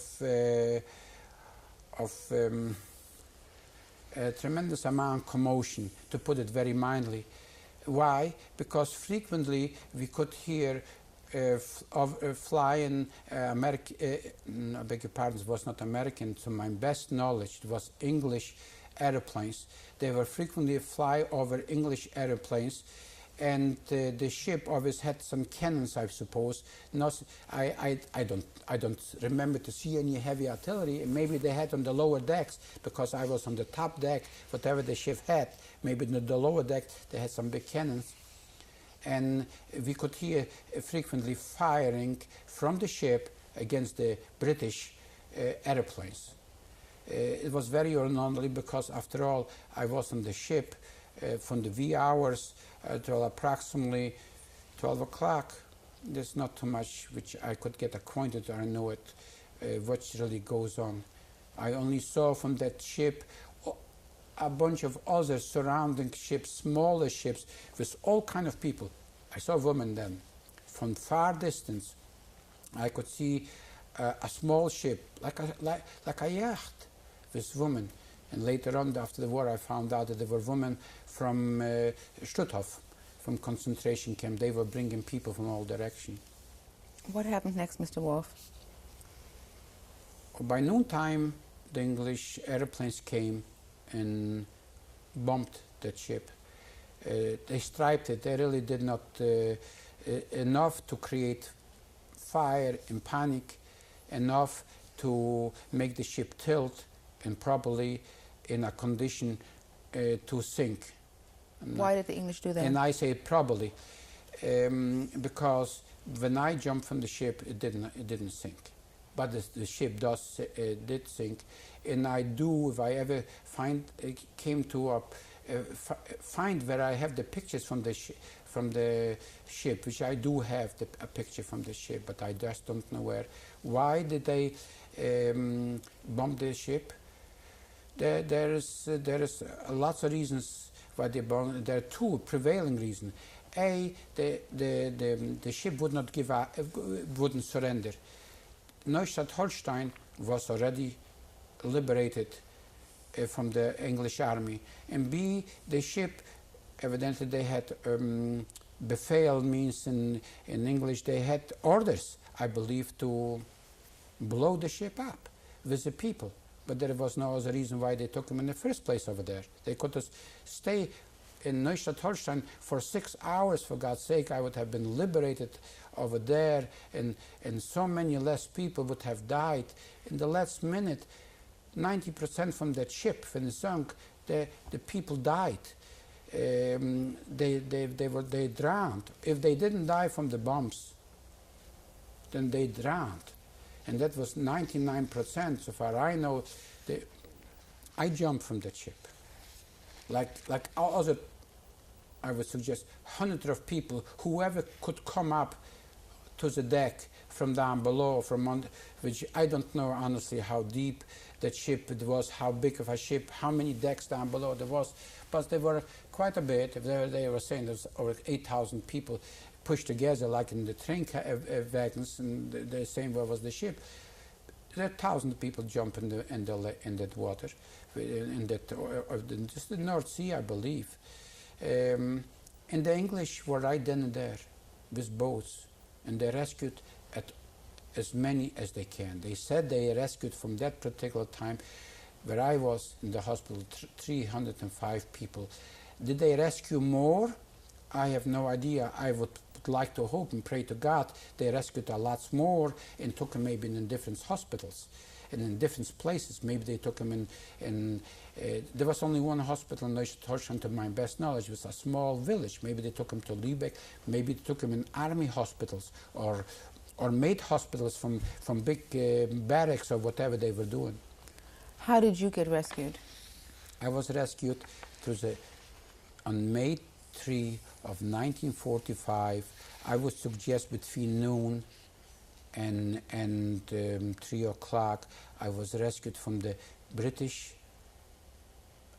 Army or Navy by a boat and pulled in to their boat, and they took me out from the water with that boat, and they brought me to a beach like on the edge, and there was no high banks like here, for example, Magnolia, but just flat. But evidently, again, it was a fishing village, and I remember little boats over there. Fishing boats, like two-man boats. They brought us and put us in a big, huge place, and they were bringing also people over there. And then finally, afterwards, they took us in military trucks. But before that, God bless the English Army, of course, God bless the American Army. They made a huge mistake. They gave us all kind of goodies, all kind of food, and we were so starved to death. Our system was so deteriorating, and that created a problem of major proportion, because everybody got sick, severe diarrhea, and lots of people died from that with the best intention. But in that particular time, maybe you saw a picture, or whoever saw pictures after the liberation, and when Eisenhower liberated Buchenwald, the other concentration camp, they saw what they found, and they tried to help them, because the American soldiers or the English soldiers were good human beings. They'd give away their life for that. And obviously, lots of people ate, including myself, and suffered.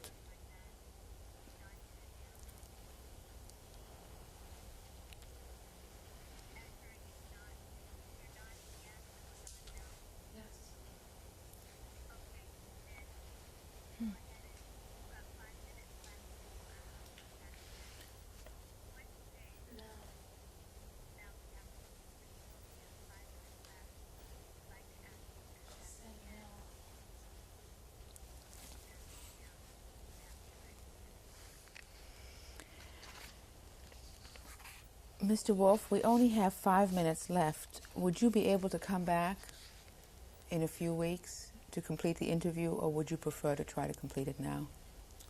If it's something of important for the purpose of history, I have no objection if you give me time to complete whatever you think you want to complete. If it's 5 minutes, if of course, I can complete it if you want me to complete it too. But you can stop then there, where I was liberated.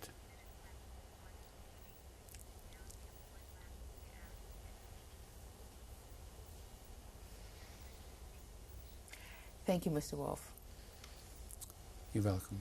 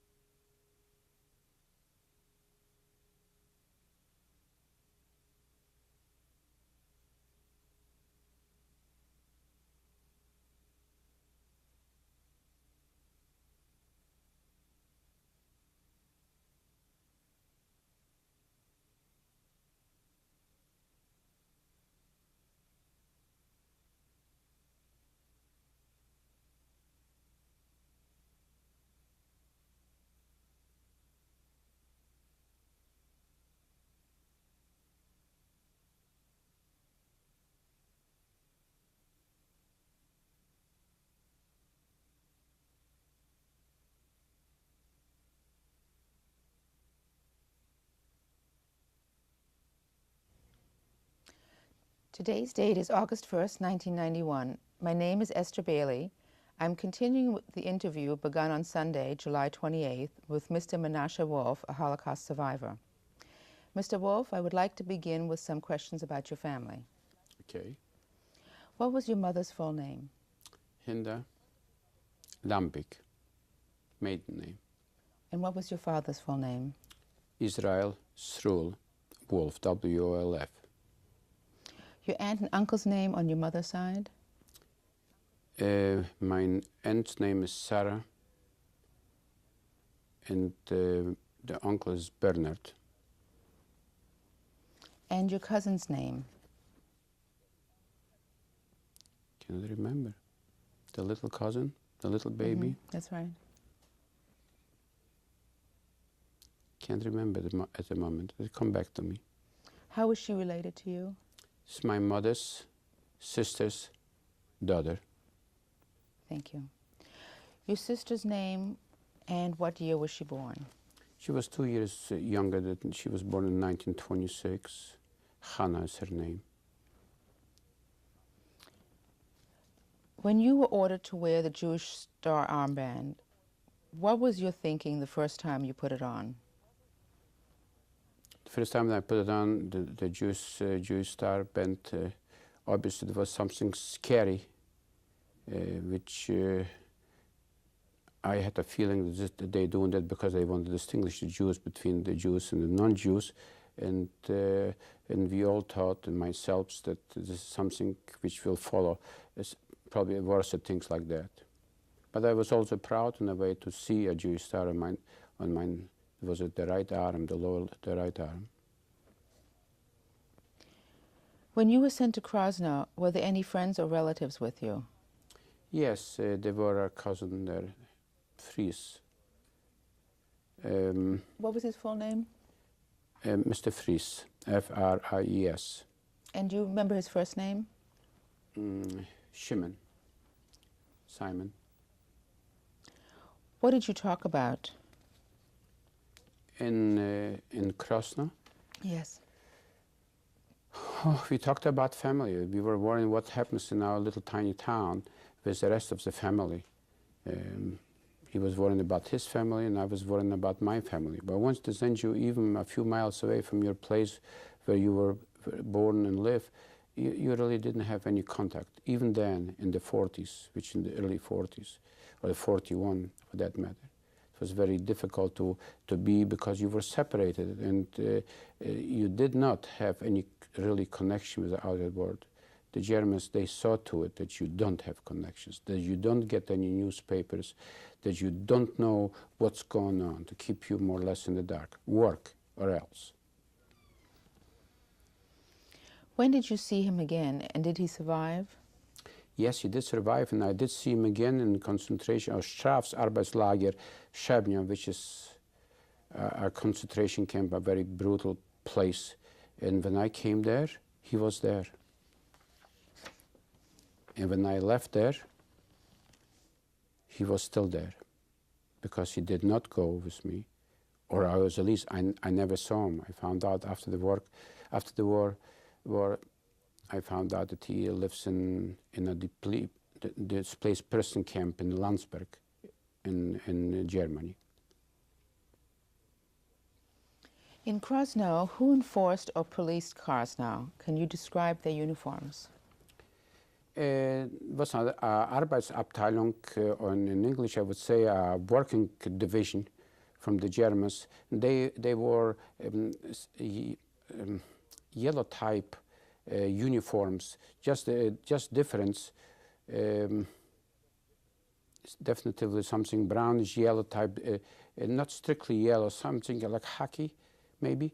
They were absolute difference, like the Wehrmacht, the army, or the SS, or any other of them, Gestapos, whatever they were doing the thing. They were Abteilung, a working division, I presume, working for the German army, or maybe for the German companies, which were building, in my case, in Krasnow, they were building a big airport terminal and special landing strips for big, huge airplanes.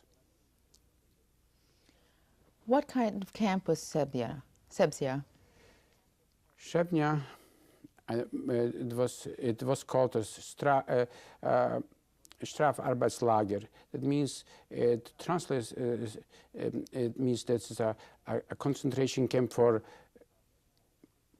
murders, for people which committed enormous crimes or something like that. It was a very punishable type of camp. There was nothing that the camp did not, to my best knowledge, produce or work like for military, like other camps that what mostly people were working to mine, which I was working, is just to sort it out clothes, which came back, I presume, from the people which got shot around the neighborhood forest. What was the ethnic mix in the camp? Jews. Just Jews? Mine age group, a few years older, like 3, 4, 5 years older, that's all. Were they all men? I understand there were some women, but I did not come in contact with women, just men. Do you remember who supervised the camp? The camp was supervised mostly by the Ukraine police, or the Ukraine, there was no police, the Ukraine, in the divisions from the SS, there was a strict place, and there was a supervisor, the main supervisor obviously was the German, the Gestapo or the SS, mostly SS, because they were distinguished, they were wearing that SS, not number, but insignia on the lapels and all over. You could, I mean, whoever it was during the war or in concentration camp knew very well who SS is and who is the Gestapo. The Gestapo was most likely in civilian clothes. What did the insignia look like? Like a S, like 2 S's, I beg your pardon. And was it a particular color? No, they were wearing, yes, something in if I remember correctly, obviously they were wearing like greenish uniforms, like white, maybe like something light color on it. And I believe this was sewed on like insignias, correct. Mr. Wolf, we discussed this earlier, but could you describe when and how you were tattooed? When I came to Auschwitz, and I will skip that, what I was saying before, and when they finally took us by trucks to the showers, to take showers, which they told us, we lined up in the lines which we obviously didn't know what for, and then we went one by one, and we were tattooed on the left arm with a needle. Was that painful? Yes, that's one of them things that I remember, yes. But even I went through later on worse things like that, but nevertheless, or for that matter, I went through worse things like that previous. But nevertheless, it was different, it was painful. Would you please show us your number?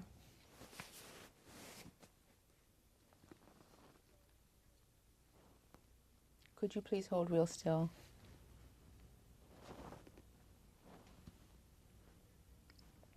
The number is 161768, is that correct? That's correct. And that was given to you where? In Auschwitz, Birkenau, Auschwitz, in 1943.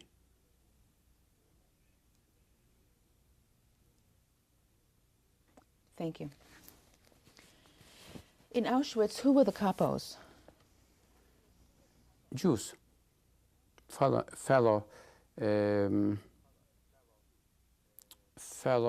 inmates, and also there was lots of Germans, gay people,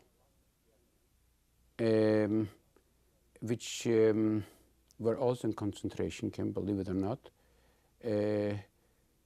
Also some political Polish people, which was also in concentration camp, and they were also, so to speak, the Lagerführers or the capos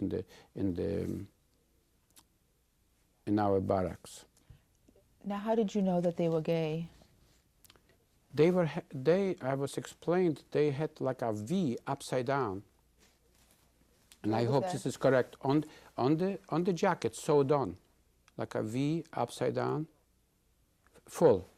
on the jacket sewed on, I believe, on the left side, on their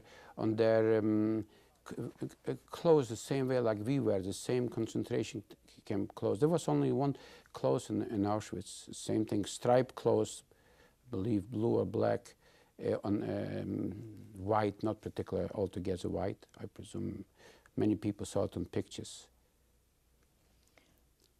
So some of the men that were gay were capos as well? Yes. And how were they selected to be capos? Anyone? I haven't got the slightest idea how they were selected to be capos.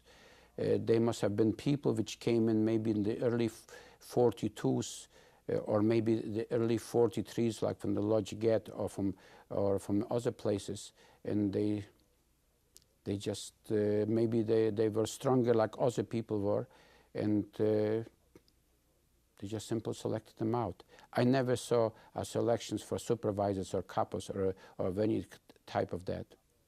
Were you aware of any homosexual relationships? No. But I'm concerned, and other people are concerned, we were lucky that we were alive, and I also might add something to it. By that time, we were more or less already half vegetable and half human. I don't believe that that any of us had any knowledge beside it. I never knew what homosexuals are in the first place. And by that age, from Poland, coming from Poland, from concentration camp, no. Were the gay men treated any differently than the other prisoners? Not to my knowledge. The supervisors, the capos, they slept separately in their places, and I know they slept. They had younger set of people from concentration camp. They lived with them. Now, what they would do with them, I don't know. Were their sleeping quarters different? Oh, absolutely, yes. Also? They had separate quarters. The capos had separate quarters in the same barrack, and I'm speaking strictly the barrack where I was. I don't know of any other barracks. In the same barrack, right up front by the main entry, which I happen to be in barrack number 10. They had separate quarters, yes, separate rooms, and we did not sleep. We were sleeping in masses, in the thousander, three high bunker type beds, and maybe a dozen in one line on straw, lots of lice, etc. Were the Polish people's uniform any different? No, not to my knowledge. They maybe had a red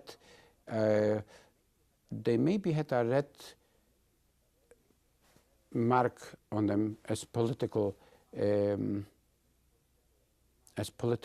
They were also there, and I didn't know the difference, however, but I heard later on they were also there Russian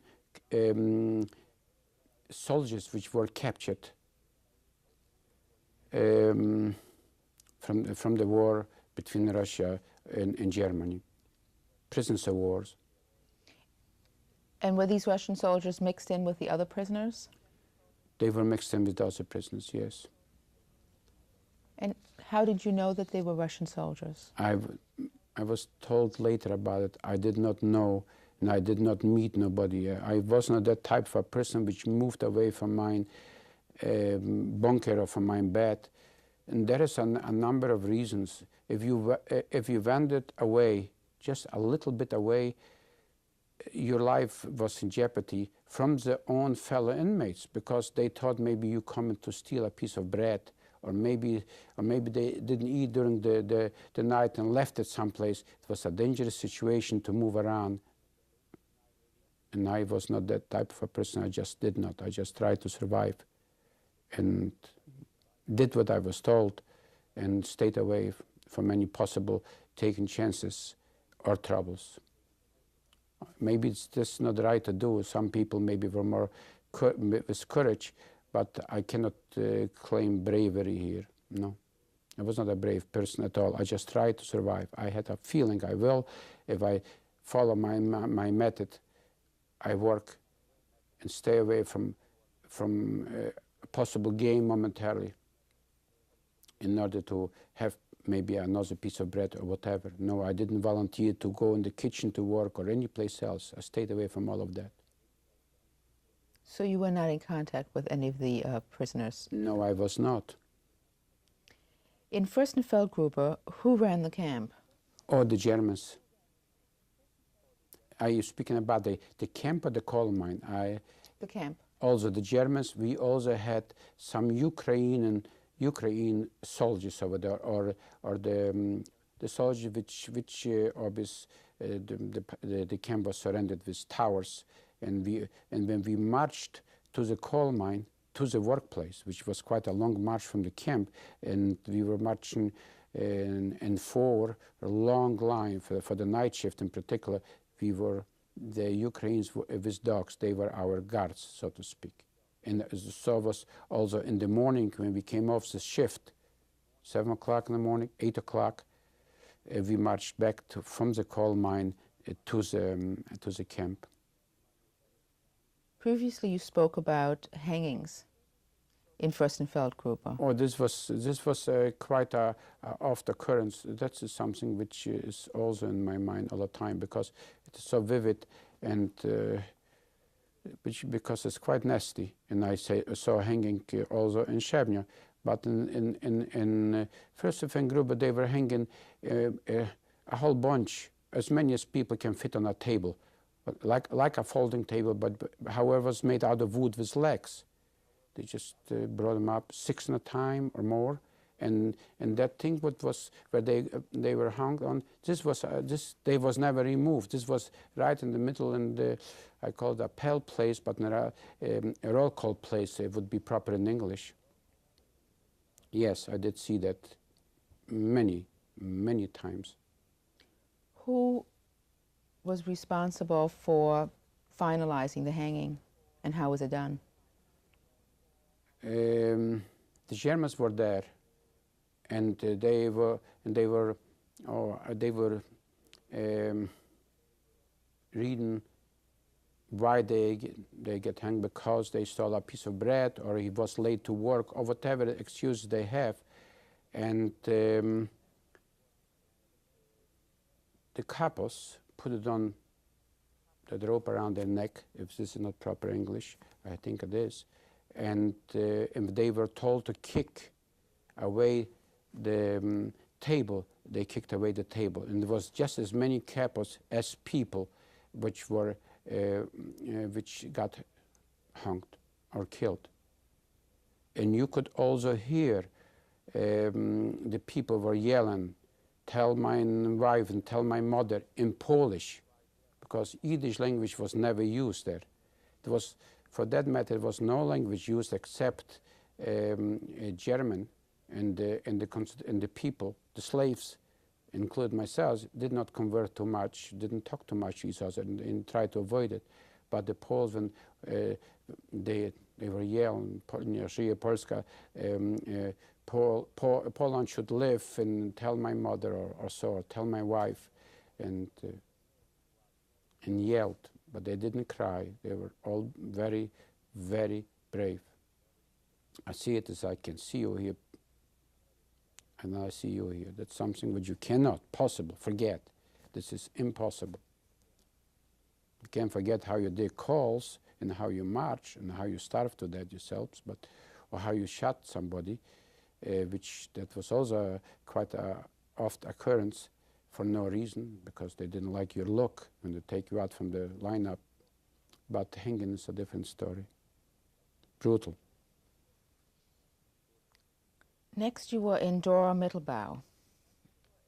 Can you describe what stands out in your mind about that camp? Chaos.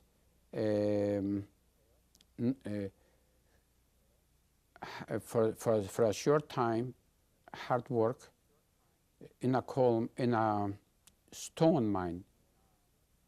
I always mix it up as a coal mine, which in a stone mine, which we were building over there, and nothing more like building underground tunnels in order to build new streets, new cities, new warehouses, new workplaces. It was hard work, but it was not severe punishment like in any other place, because they knew more. They, I mean, the leaders over there, or the Gestapo, or the SS, knew a lot more like we knew. We were just slaves, and they knew that the American army is someplace close, and the Russian army is someplace close, and the English army is someplace close. Did they ever communicate that to you, that they knew? No, no, there was no communication. And I must admit, and maybe I was so run down, and maybe I was such a slave mentality, slavery mentality, or whatever you like to call, that I didn't even know the day from the liberation that something's coming up. There was no possible contact with nobody. There is no possibility. You dreamed, you hoped that something will good happen, that you survive, that you will be alive, but you didn't dream that somebody will liberate you, or somebody will come, an angel from God from heaven, or an English soldier, and suddenly appears and said, you are free. This is impossible to describe. It's not believable.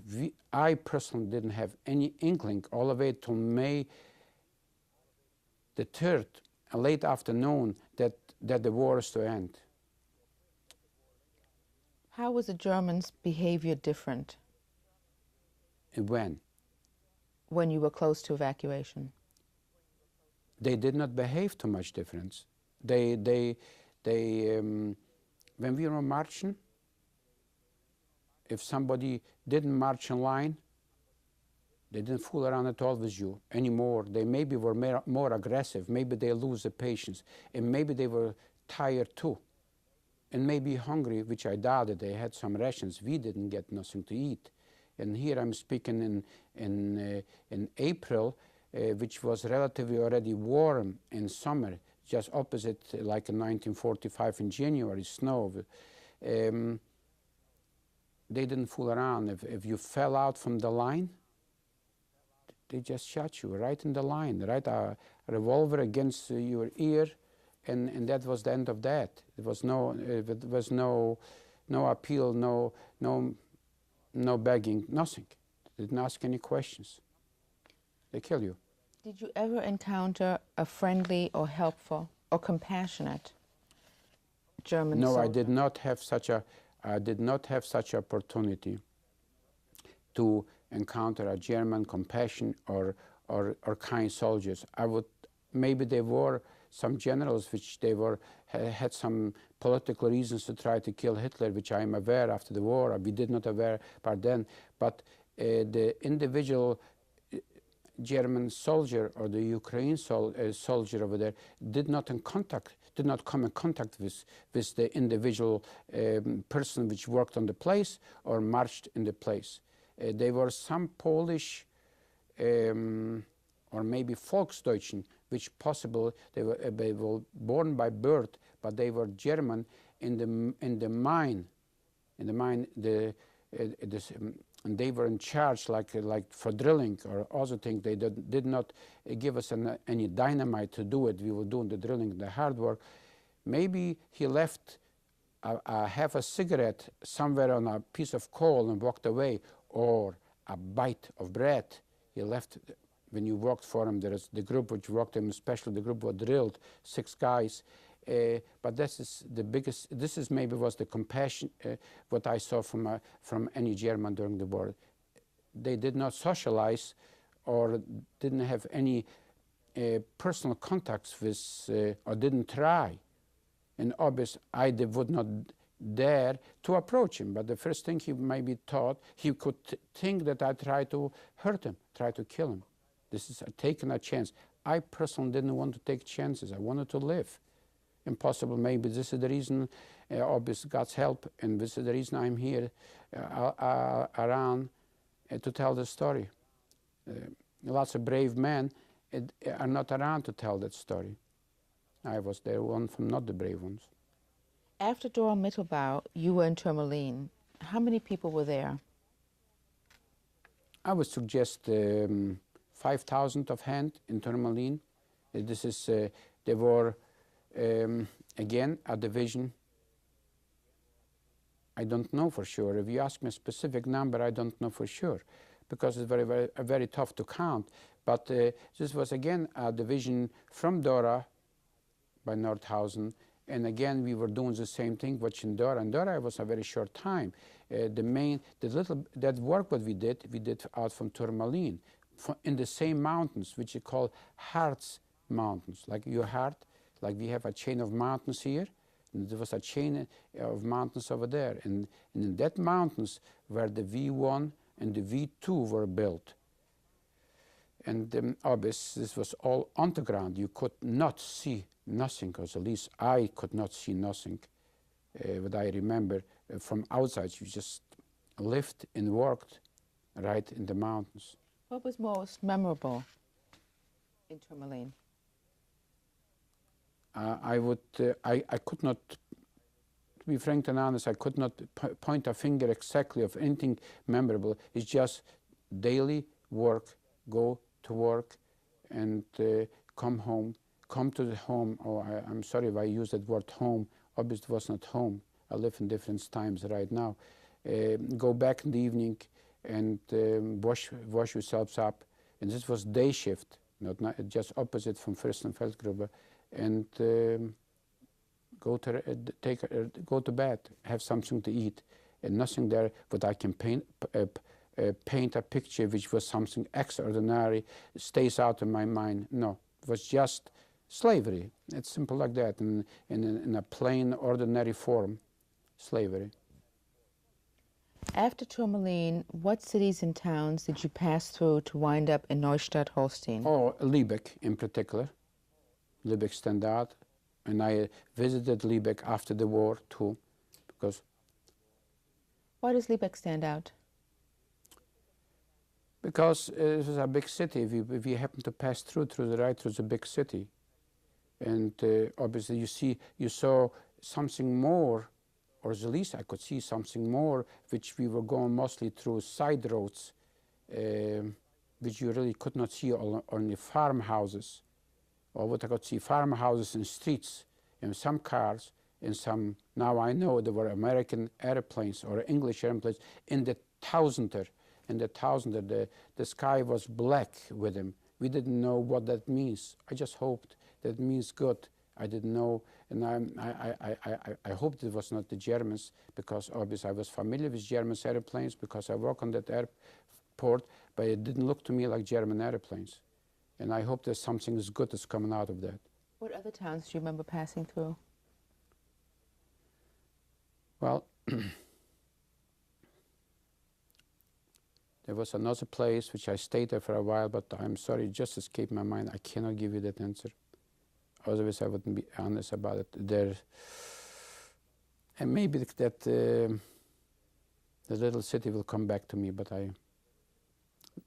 That's all right. Describe what happened in Neustadt-Holstein. It bothers me that I cannot remember the place now, for God's sake. What happened in Neustadt-Holstein? We marched and I did not know where we are going, because none of us knew where we're going.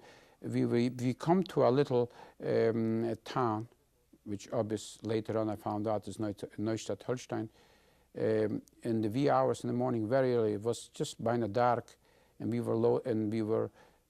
were loading us on barges. And without the ceremonies there, we were loading us on barges. They took us to a ship. I would suggest that it was a few minutes ride on the barge with and whatever people going on the barge, a lot, 100 maybe. It was not too big of a barge. They took us on ships. And I remember we went up to the ships and we stayed on a ship. And they were kept bringing more and more people from our group which marched. At that time, what were you seeing? Can you further describe what you were seeing, what you were thinking? Well, what I was thinking that particular time, I have very difficult. I was amazed. I was surprised. I was shocked. I could see other boats surrounded in that particular neighborhood. I could see people. I believe I saw women. I believe possible for the first time for many years. It was just a lot of little ships over there, and this was a large ship, and we stayed on the ship. Later on during the day, later on when the daylight came up, I could see some airplanes flying over the ship, and I know for sure this is not German airplanes, but I did not know that this is English. I didn't know English insignia. Did you overhear any of the German soldiers or officers' discussions? No, we were cramped together over there. I did see some Germans over there in white uniforms now. Can you estimate how many? A dozen, 2 dozens would be the most. I just did not see any Germans like in a camp which they surrounded us or lead us to work or supervise our workplace in order to do a good job. No, I just saw mingling over there Germans in white uniforms, and it was a German obvious ship. Later on, when the daylight, I could see airplanes. I hope I don't repeat myself. I mentioned before, I saw airplanes flying over the ship, but I was not sure what kind. I was sure it's not German airplanes. That's all what I saw. Later on, more airplanes came, and to my surprise, the ship which I was on fired back on the airplanes. Did they return fire, or did they initiate the fire? They did not return fire. The Germans, or whoever was in charge of the ship, they did fire against the English. I know now the English airplanes, to the airplanes which were flying over, which in that particular time I did not know the difference between English, American, Polish, or Germans. I did, because they had a specific insignia, the Hakenkreuz, and obvious. By that time we saw Hakenkreuz is enough. And I was by that time about 65 months, and from one concentration camp to another one, I had sense enough to know the difference. Were the people on the ship all from the death march you were part of? Would you please repeat that question? Were the people on the ship all from the death march you were part of? Are they off, did you say? Were they all from the death march? Were these people that you had been marching with? The people which came, and this was the last bunch of people, to my best knowledge, which came up in the wee hours from the death march on the ship. But the ship was packed with people, overloaded with people. How many people would you say? They were.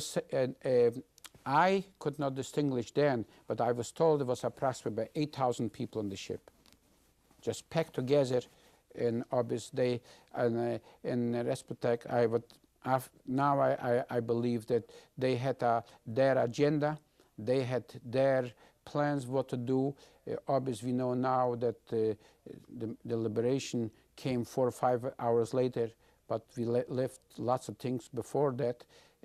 Obviously, they had some agenda to kill us off, to destroy the ship. They didn't take us there for a visit to go to see the coast. What happened after the Germans fired onto the airplanes? Nothing, but the English came back again. And what happened then? And then the Germans fired, and the English came back again, and then they bombed the ship. They striped the ship.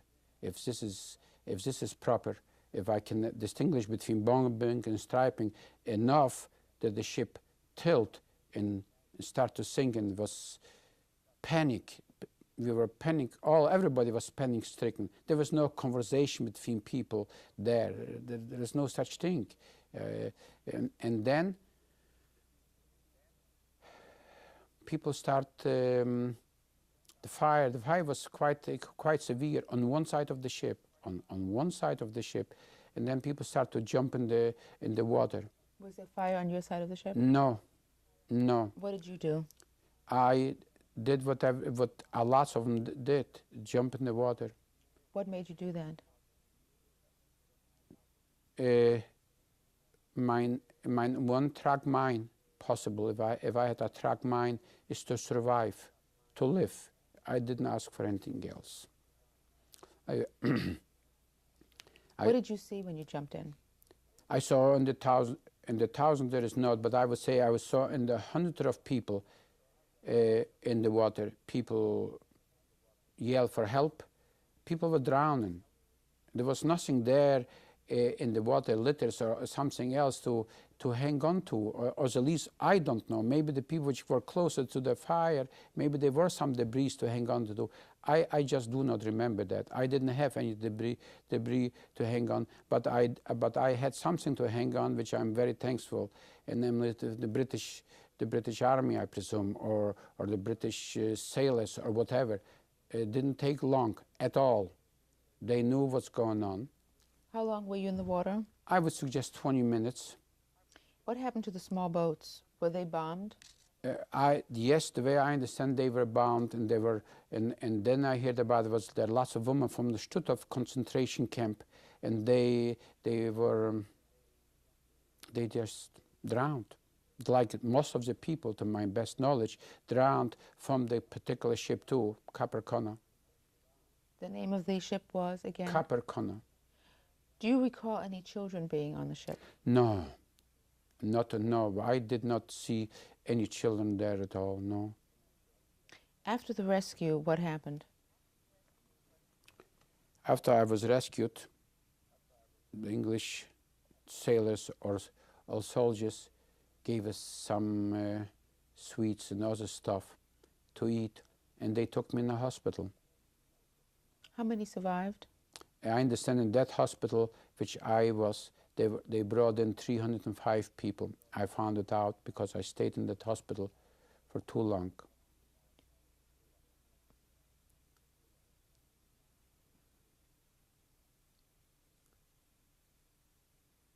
Could you please look into the camera and identify this photo? Yes, oh sure, yes. We marched in that particular time, I believe, and it was September, the university, to lay some reefs for the people which drowned on them ships. I'm there too, but you wouldn't recognize me.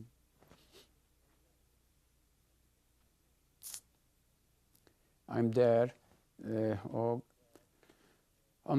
Looking on the picture right now, on the right side, the second from the very last person.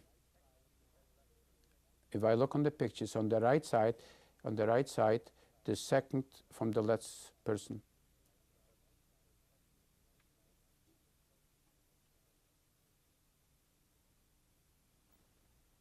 Is that you? The circle? I beg your pardon? No. No, it is not the circle. Farther down. 1, 2, 3 on the same line. The third person. Farther down, farther down, farther down. No. Right behind it. That's it. That's me. Very little bit hair. I didn't have any hair when I was liberated from concentration camp. Thank you.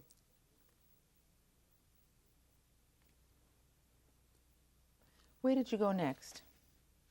What happened next? I don't like to talk about it. I was sick, very sick. I had typhus, lice, all kind of stuff, diarrhea and all kind of bad things. You name it, I had it, I was told. And I stayed in the hospital, that was in September. I was still in the hospital, and this is the only clothes that I had, and it was hospital clothes. This is not civilian clothes over there in that picture. And I finally got well, and I believe by June of 1946, I left Neustadt-Holstein. I went to Bavarian. Were you in a DP camp in Neustadt-Holstein? Yes, I was in a displaced person camp in Neustadt-Holstein for a short while, and it wasn't. But people were saying that I should go down to the American zone because there possibly I might find somebody from my relatives, and there is a lot more Jews over there. Maybe I will have a chance to go to Israel or go to the United States of America. Now, displaced person camp is quite different, like a concentration camp, but nevertheless, it was no picnic. It was a camp which you have to live on handouts and mostly from the joint distribution organizations or in the UNRWA.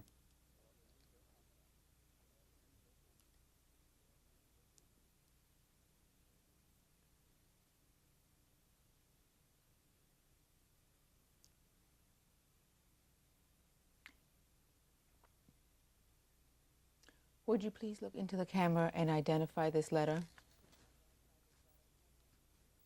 I would identify the letter if I could see the writing on a close-up or on a different TV. It's too far for me to see at all.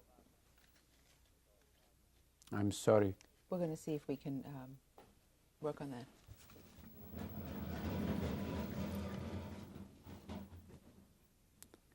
Yeah, sure, this is from my cousin Jedlice. This is from my little town where I was born.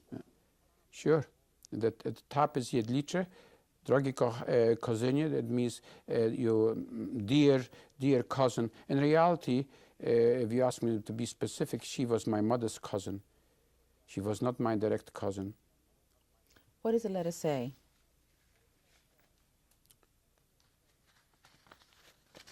I don't have the letter here on me handy anymore, but the letter in essence said that she is alive. She is happy that I am alive, and I believe she tells me that my uncle died in Rzeszów in a ghetto. And in essence, she tells me she didn't want to tell me, but she knew exactly that my mother, my aunt, my uncle, and my sister was caught and shot. She knew it because I got later information through her, not directly from her, that information. But obviously, in 1945, 5 months after the liberation, she probably didn't want to tell me such a news. Never got in touch with her anymore, or did she got in touch with me? Did you have any survivors in your family? Unfortunately, I do not have any survivors from my immediate family at all. I do have a cousin which is in Israel, but he did not go through concentration camp. He ran away, and he is just 2 years older, but he ran away like many other people ran away to the Russian occupied side of Poland. Poland was occupied by the Germans, half and half by Russia. And from there, he went with most of the Jews to Siberia. And after the war, however, he survived. Our time is running a little short now, so I might ask you more questions Sure. rapidly. Go ahead. What happened to your aunt's baby? My aunt's baby, the baby survived. This is my aunt in the picture. The baby survived. My mother and my aunt and uncle did not survive, and they were shot in 1943, somewhere in July. I understand. I was in contact after the war with Jewish organizations, and they told me that they actually took away that baby from that Polish family, which they kept the baby, and the baby did survive. But I never was able to get in touch with any authorities to verify that little, I cannot remember the name. Oh my, not Chayesura. Oh God. That's all right. That baby is alive somewhere. I'm positive. They would not tell me because it was not necessary to tell me that baby's alive. That they managed to get that baby out from that Polish family, simple by kidnapping that baby, and it was quite well known.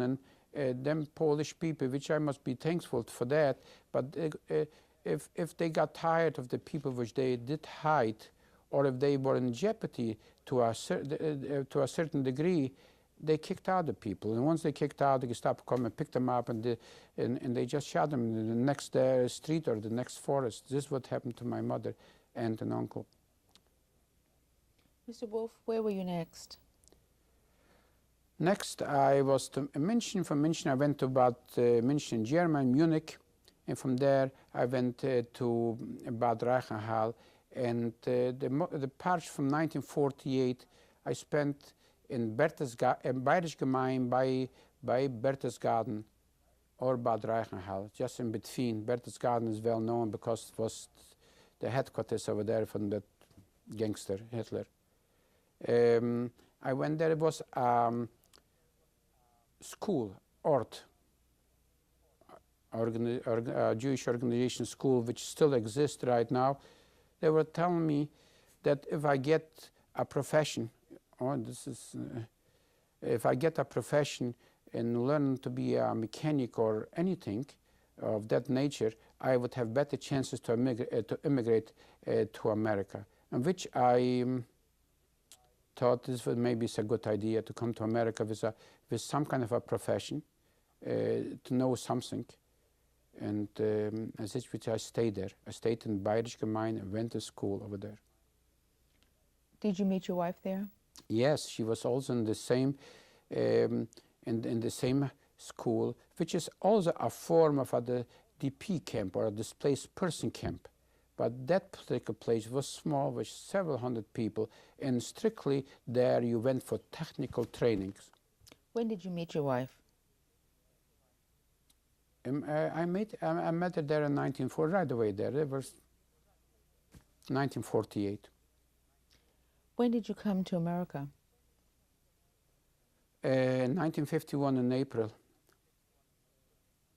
I married incidentally in Bayerisch Gemeinde too.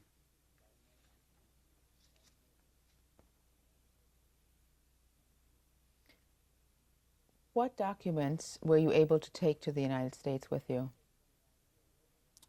I applied for Wiedergutmachung, a form for compensation, and I had some documents from that. I also had eidesstattliche Erklärungen. That means eyewitness documents which people actually were with me in concentration camp, were with me in Auschwitz, were with me in Fürstenfeldgrube. Did your wife have any documents that she took with her? My wife had documents she got from the Red Cross. I also took along some other documents which... Excuse me, Mr. Wolf.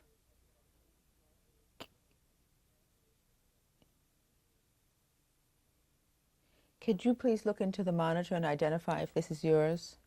Yes, sure. This is from Theresienstadt. Yes.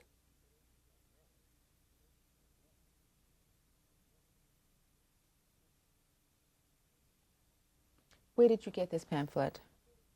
I got it in Germany after the war. Where in Germany, do you remember? I got it in Bayerisch Gemeinde. Yes.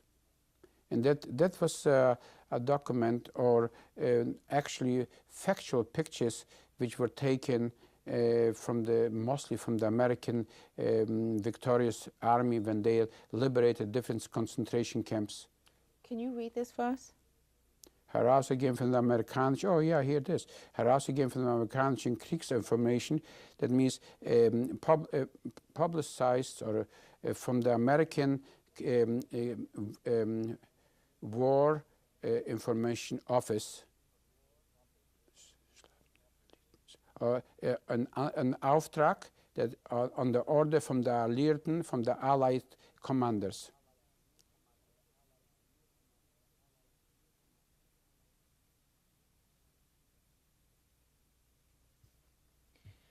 Mr. Wolf, if you had a message for future generations, what would it be? Oh, when I would have I do have a message for the future generations. That first of all, we see to it that something like that should never happen. It is and I look right now on the monitor. I would not deny that I was the person there, but this way I looked. But God, it was not me for sure. Otherwise, I wouldn't be here in the chair.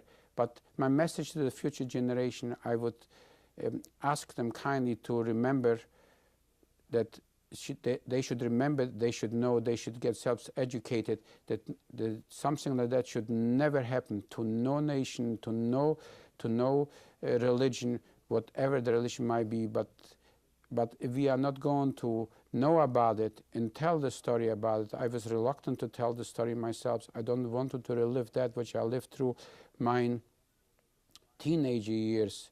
I spent from 15 years till I was close to 21. I wasn't 21 then yet, in so many different concentration camps, and saw so many brutal things. I would say to the generation whichever that the message is, don't ever let that happen to anybody, because it can happen. We see here right now in the States even, the skinheads, anti-Semitism, Idaho, and a bunch of other things which in other people which deny altogether that nothing like that, something like that happened. I'm a living proof. Hitler did not do what he intended to do to kill all the Jews. He obviously did not kill me. And this is my biggest satisfaction, that I survived. My satisfaction is that I built a family, a small family. But I have a wife, and I have 3 children, 2 daughters and a son, and I have 2 grandkids. That's all what I'm asking for. That's all. Oh yeah, that's all what I beg to God to let me live, and I managed to live. I managed to survive. That's my wife. Yeah. I have a good life. I came to America. Maybe I still have the slave mentality. I'm 67. I still work. I really don't need to work. I must admit to whoever going to listen to the tape. But I worked all my life awful hard in order to live, to survive, to prove to myself and to prove to everybody else, or to prove to the people which possible. I never expect to be on film or on tape or tell them the possible that remember that there is, if God help, and if it's a hope, if it's hope and a will, you can do things. And I am asking the generation which will listen to me, that they should remember that they should not permit under any circumstances to happen to any people, no matter what. But they have to be educated. They have to be told. And they had to believe that we did go through. I don't want to use a wrong language, hell or worse than that, because whatever I told you, I did not describe, in my humble opinion, I didn't describe 1/1000% the true facts, the way really it was. Who can describe that? The way it was in a concentration camp. Thank you. You're welcome.